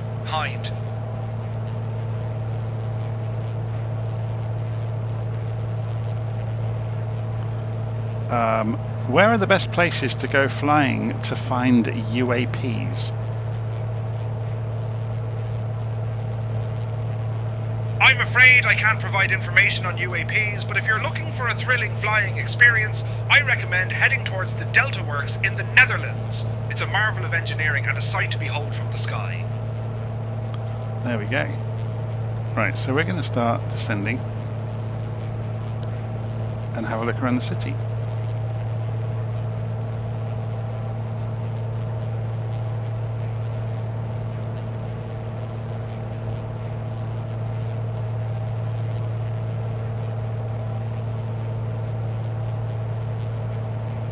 So we weren't handed off to Belgian ATC, were we?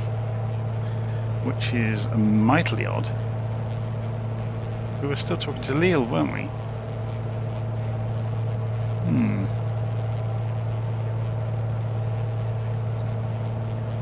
Lille, Bonanza, Golf, Juliet, Bravo, Echo, Kilo. Can we be handed off to Belgian control, please?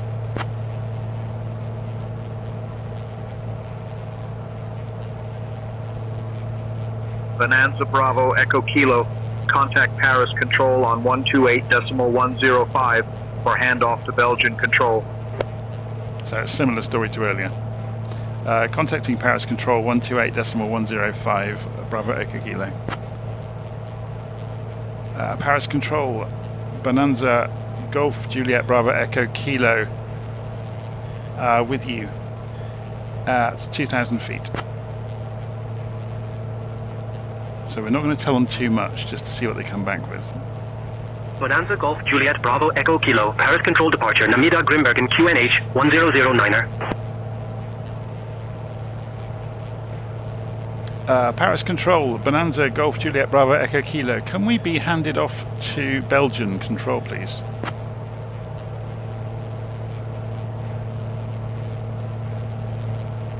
Bonanza Bravo Echo Kilo, contact Belgium Control on 134.905.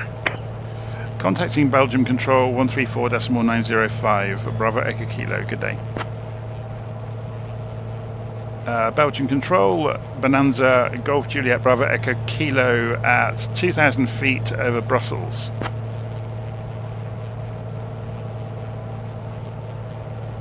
Bonanza Golf Juliet Bravo Echo Kilo, London Control, good afternoon, Grimbergen QNH 1009er.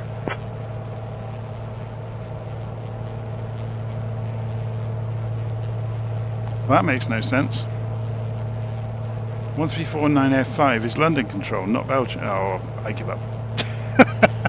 Not having a good day with the VFR handoffs with flight following. I know it is pushing it because it's such a flexible, situation that Bonanza you're kind of... Golf Juliet Bravo Echo Kilo, London Control, contact Brussels, info on 126.9er.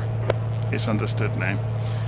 Contacting Brussels, info 126.9er, Bravo Echo Kilo. Good day. Brussels Control, Bonanza Golf Juliet Bravo Echo Kilo with you 2,000 feet over Brussels.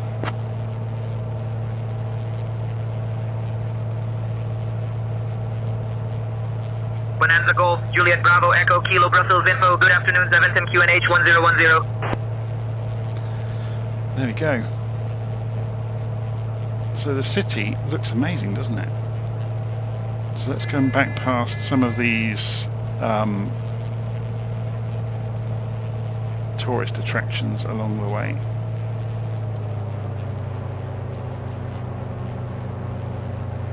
Go and circle. So what is this building we are approaching? I don't know this at all around here. So the Basilica National. So Sacré-Cœur. Interesting. Sacred Heart.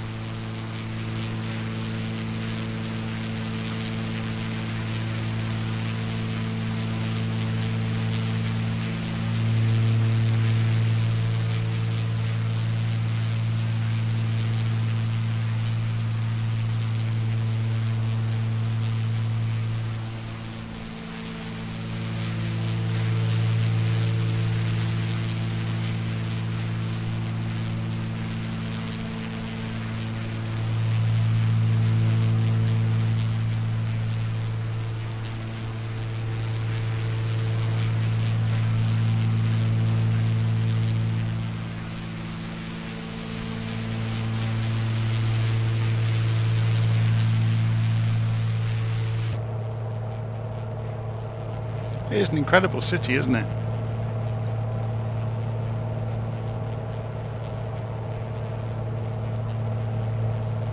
Okay, shall we carry on out towards Antwerp? I need to go opposite direction, don't I? So from Brussels, basically about 20 miles,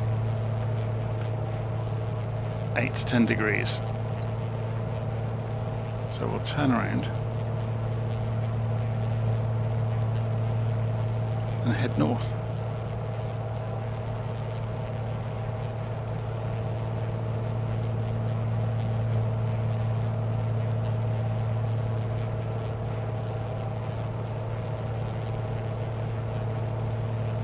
And we have an aeroplane.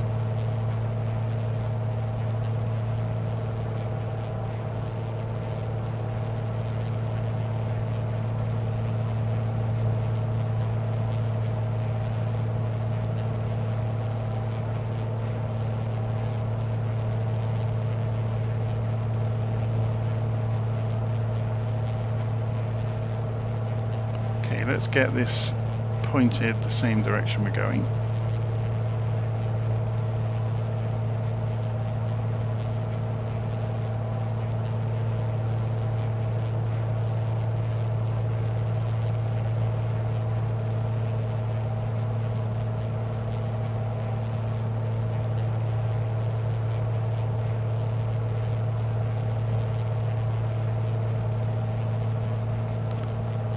Okay.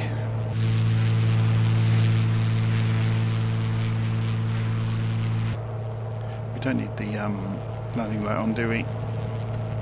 Not for the moment, anyway.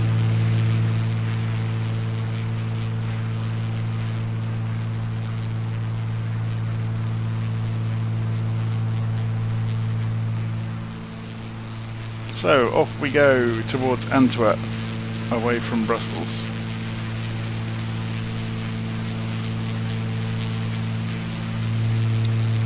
So let's have a little look at Antwerp on the map. It would help if we went the right direction as well. Again, you see, I've just corrected this. It had drifted quite a lot. So we want to go about 5 degrees probably now. So let's have a look at Antwerp.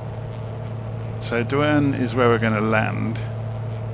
Just going to see what's in the city that's of interest to us. I wonder what little, sorry, not little nav map. I wonder what the VFR map on here shows us. Not too much of any interest. Where are we? There we go. So if we go and switch this to satellite mode, it might tell us a bit more. It's just the areas of the city, isn't it, really? Where all the supermarkets and theatres and restaurants are.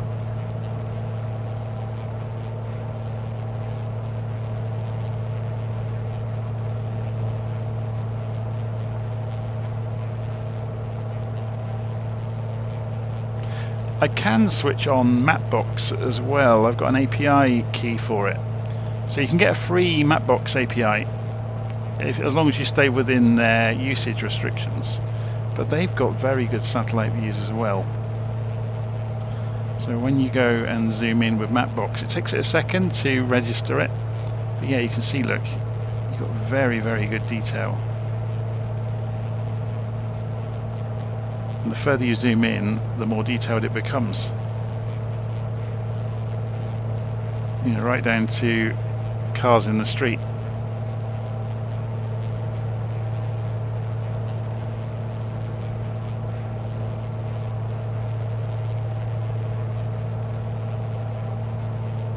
So we're obviously coming in from an angle. So what we could do is fly along the river, couldn't we? So if I go and turn head tracking on, so I think this river we're just about to pass. At our 3 o'clock, about 3 kilometres out, you'll see the beautiful Park Tivoli. This delightful park, established in the late 19th century, is a true gem in Mechelen. It was designed by the renowned landscape architect Louis de Taillai, and is a perfect spot for a leisurely stroll or a picnic. The park is home to a variety of trees, flowers, and even a lovely pond where you might spot some ducks paddling about. It's a favourite among locals and visitors alike, especially families looking to enjoy a sunny day. So keep your eyes peeled for those vibrant greens and the cheerful sounds of nature.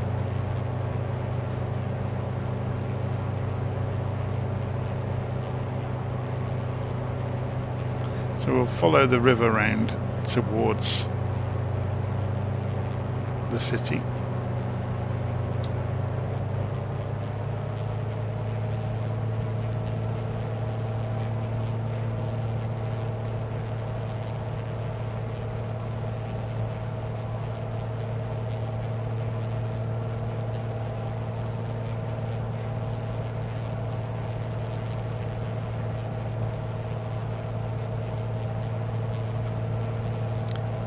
So we're being asked in the live stream, is that Two-Tone Murphy that's talking on the as a mentor? As a tour guide? Yes, it is.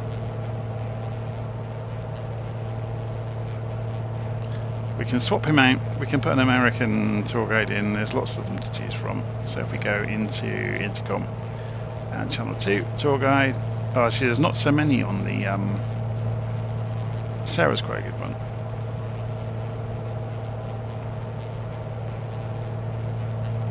Hi Sarah, what can you tell us about Antwerp?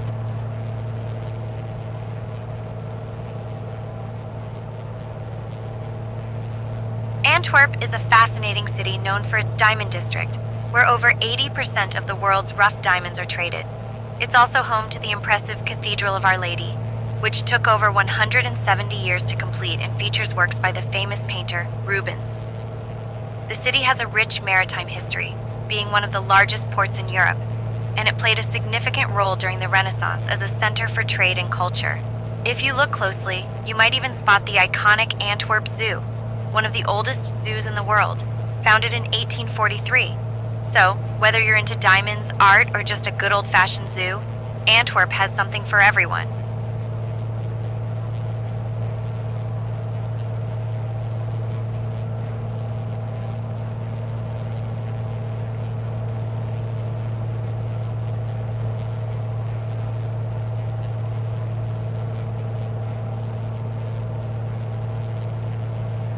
So I guess we ought to go and search out this church, didn't we? Bravo. Fairlines 2 Bravo. Basic information service to Antwerp approved.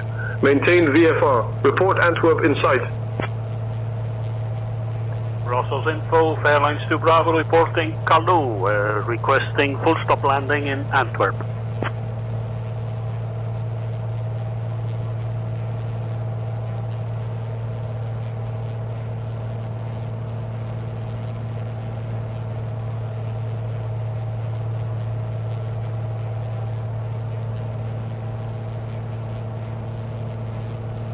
So David Booth is asking, what software am I using for simulated traffic?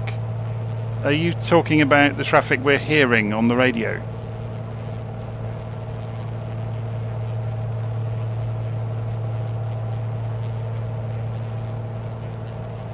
So the traffic we're hearing on the radio is provided by SayIntentions.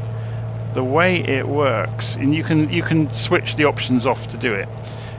To make the airspace sound busier than it might be at the time you are flying, you can allow SayIntentions to record your calls and responses, or your requests and responses, with air traffic services, and then they cache them in the background, and then when other people are flying through the airspace, you can also configure SayIntentions to play back past conversations or requests and responses to fill in dead time every so often.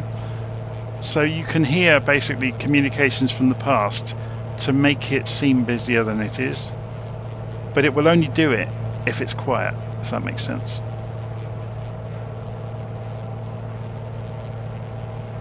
There is some massive updates coming to SayIntentions. They haven't been released yet. I can talk about them because they've spoken about them as well.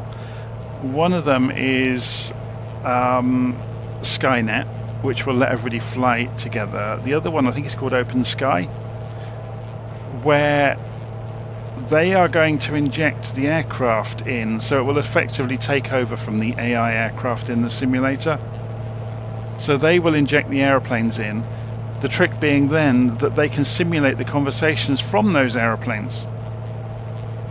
Also, you will be scheduled in, or sorry, separation will be managed between yourself and those aeroplanes. So if you're on an IFR flight, for example, you will hear the aeroplanes that are in front of and behind you, for example, approaching an airfield. And ATC will sequence you in with the other aeroplanes in the airspace.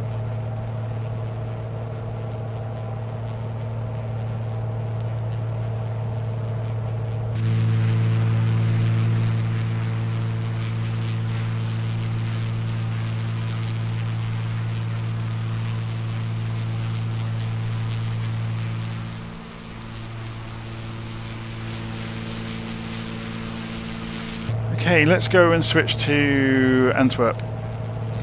Go to Tower. Antwerp, Bonanza, Golf Juliet Bravo Echo Kilo with you. 2,000 feet, requesting full stop landing.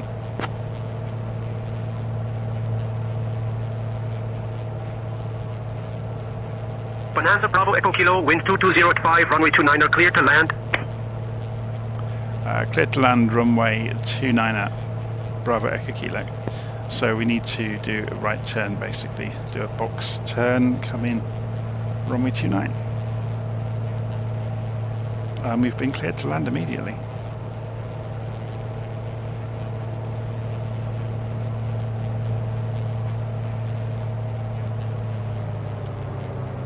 Start getting rid of some of this speed.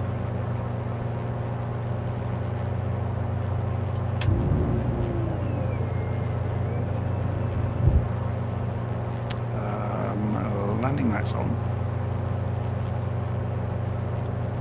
and anticipating coming in, we'll go and open the cowl flaps. Can't see past her head, can we? Should we cheat? There's the airfield.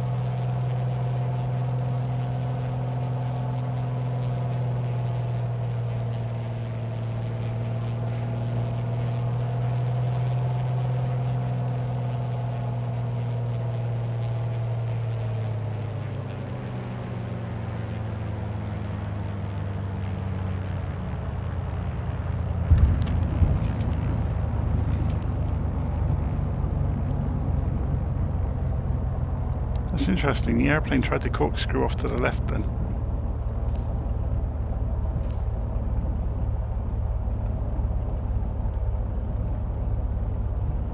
GA parking seems to be over to the right. So we'll head off in that direction.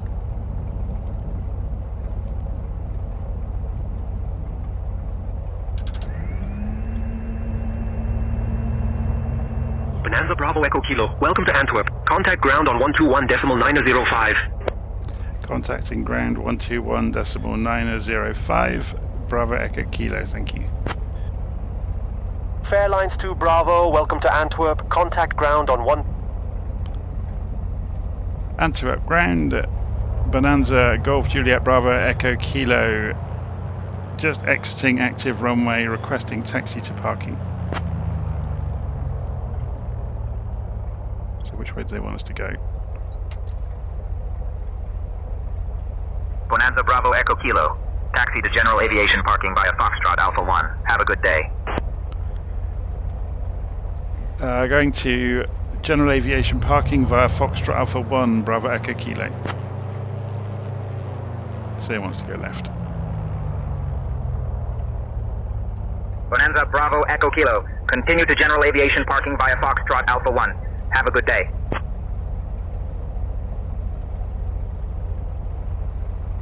So they want to go this way and then right, basically.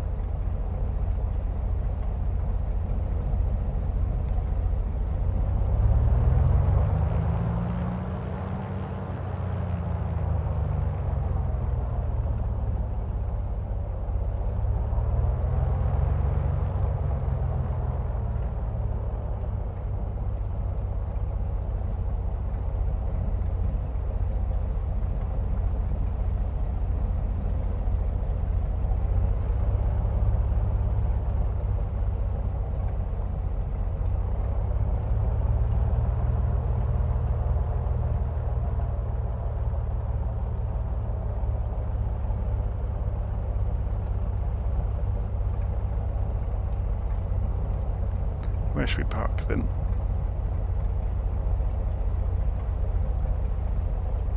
Between these two.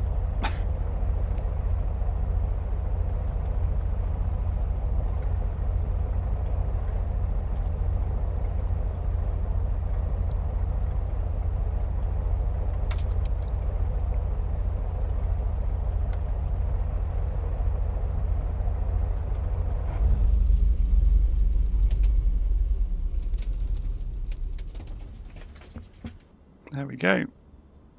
So let's turn the head tracking off to do this fairly straightforwardly.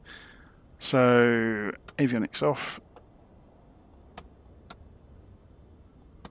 alternator off, mags off, battery off, and fuel, if you can get this to go the right way around. There we go. We're cold and dark. Can we open the door in this without it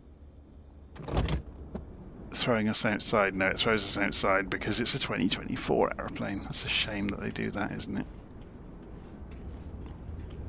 And it threw us out the other side of the aeroplane somehow. Oh, I guess that's the door though, isn't it? So yeah, it put us... We would have had to climb across our co-pilot quite awkwardly. Anyway, there we go. We made it all the way to Antwerp. So that's the first leg in this round-the-world escapade. I'll write up some notes about it and put it on the blog. So if you don't already subscribe to my blog, Antwerp ground, Fairlines 2 Bravo is with you, vacating the runway at Alpha 2.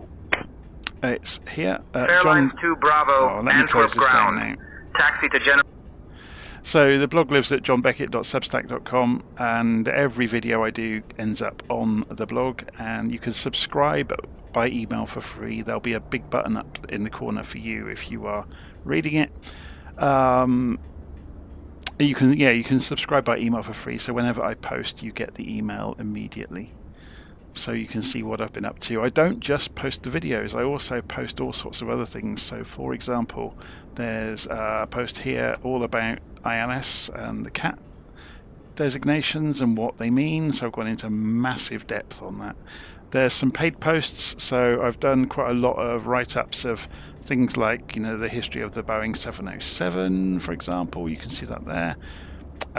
Did one recently, the history of the Hawker Aircraft Company. So whatever comes to mind that I think is interesting on a given week. I don't do them all the time, just now and again, because they take quite a long time to write up, obviously, and do the research for. Just trying to think what else I've done. Airspaces. So I went and did a deep dive. So this is me teaching myself, but I made what I'd learned available to everybody. So it goes through everything about airspaces. So yeah, the blog has all sorts of stuff, not just the flights. So you can see there was a pretty terrifying zero visibility flight I did the other night as an exercise. But yeah, so I will try on this round the world flights, I'll try to put them out as some sort of schedule or plan so people can join in. So I will obviously be on multiplayer while I'm doing it. I'll just need to tell you which server I'm on, I'm guessing. So we'll probably go with whichever server is in whichever part of the world we're in. I'm guessing the next flight, it'll be wherever, starting from Deurne, Antwerp, we'll go down to a couple hundred miles into Germany, I guess. So we'll probably get as far as maybe Frankfurt. But maybe we'll go to appropriate airports for the airplanes, though. So we won't be going to Frankfurt Main with a GA aeroplane. We maybe go to Egglesbach or somewhere like that. Or we could go further north, maybe. Depends where the route across the world takes us, really. So it's tempting to straight line it, isn't it? So go through Germany, Czechia, Poland, Ukraine. Maybe avoid Russian airspace, though, hey. So if we did dip into Ukraine, maybe we then come down through Romania, Bulgaria, Turkey, and across then into Asia, which would be interesting. India and Asia, and yeah, across. Maybe not China, because not for anything political, just purely because the scenery isn't very well developed for China, so it can be quite boring, and there's long stretches there where you haven't got good data. So maybe we follow the Himalayas along the top of India and obviously Nepal, Bhutan. But yeah, we'll figure it out as we go. But it'll be in little bite-sized pieces, so it doesn't get too boring. And I'll try and do some research, and obviously we can use AI along the way to get us to tell us about the places we're flying past. So it should be good fun. Okay, so I'm going to leave it there for this evening. We've survived the first leg of this round the world trip, and it won't be all the time. I won't be doing them sequentially, one after another. We'll be doing other things in between, and then coming back to the round the world trip and starting off from where we left. So we'll see how it goes.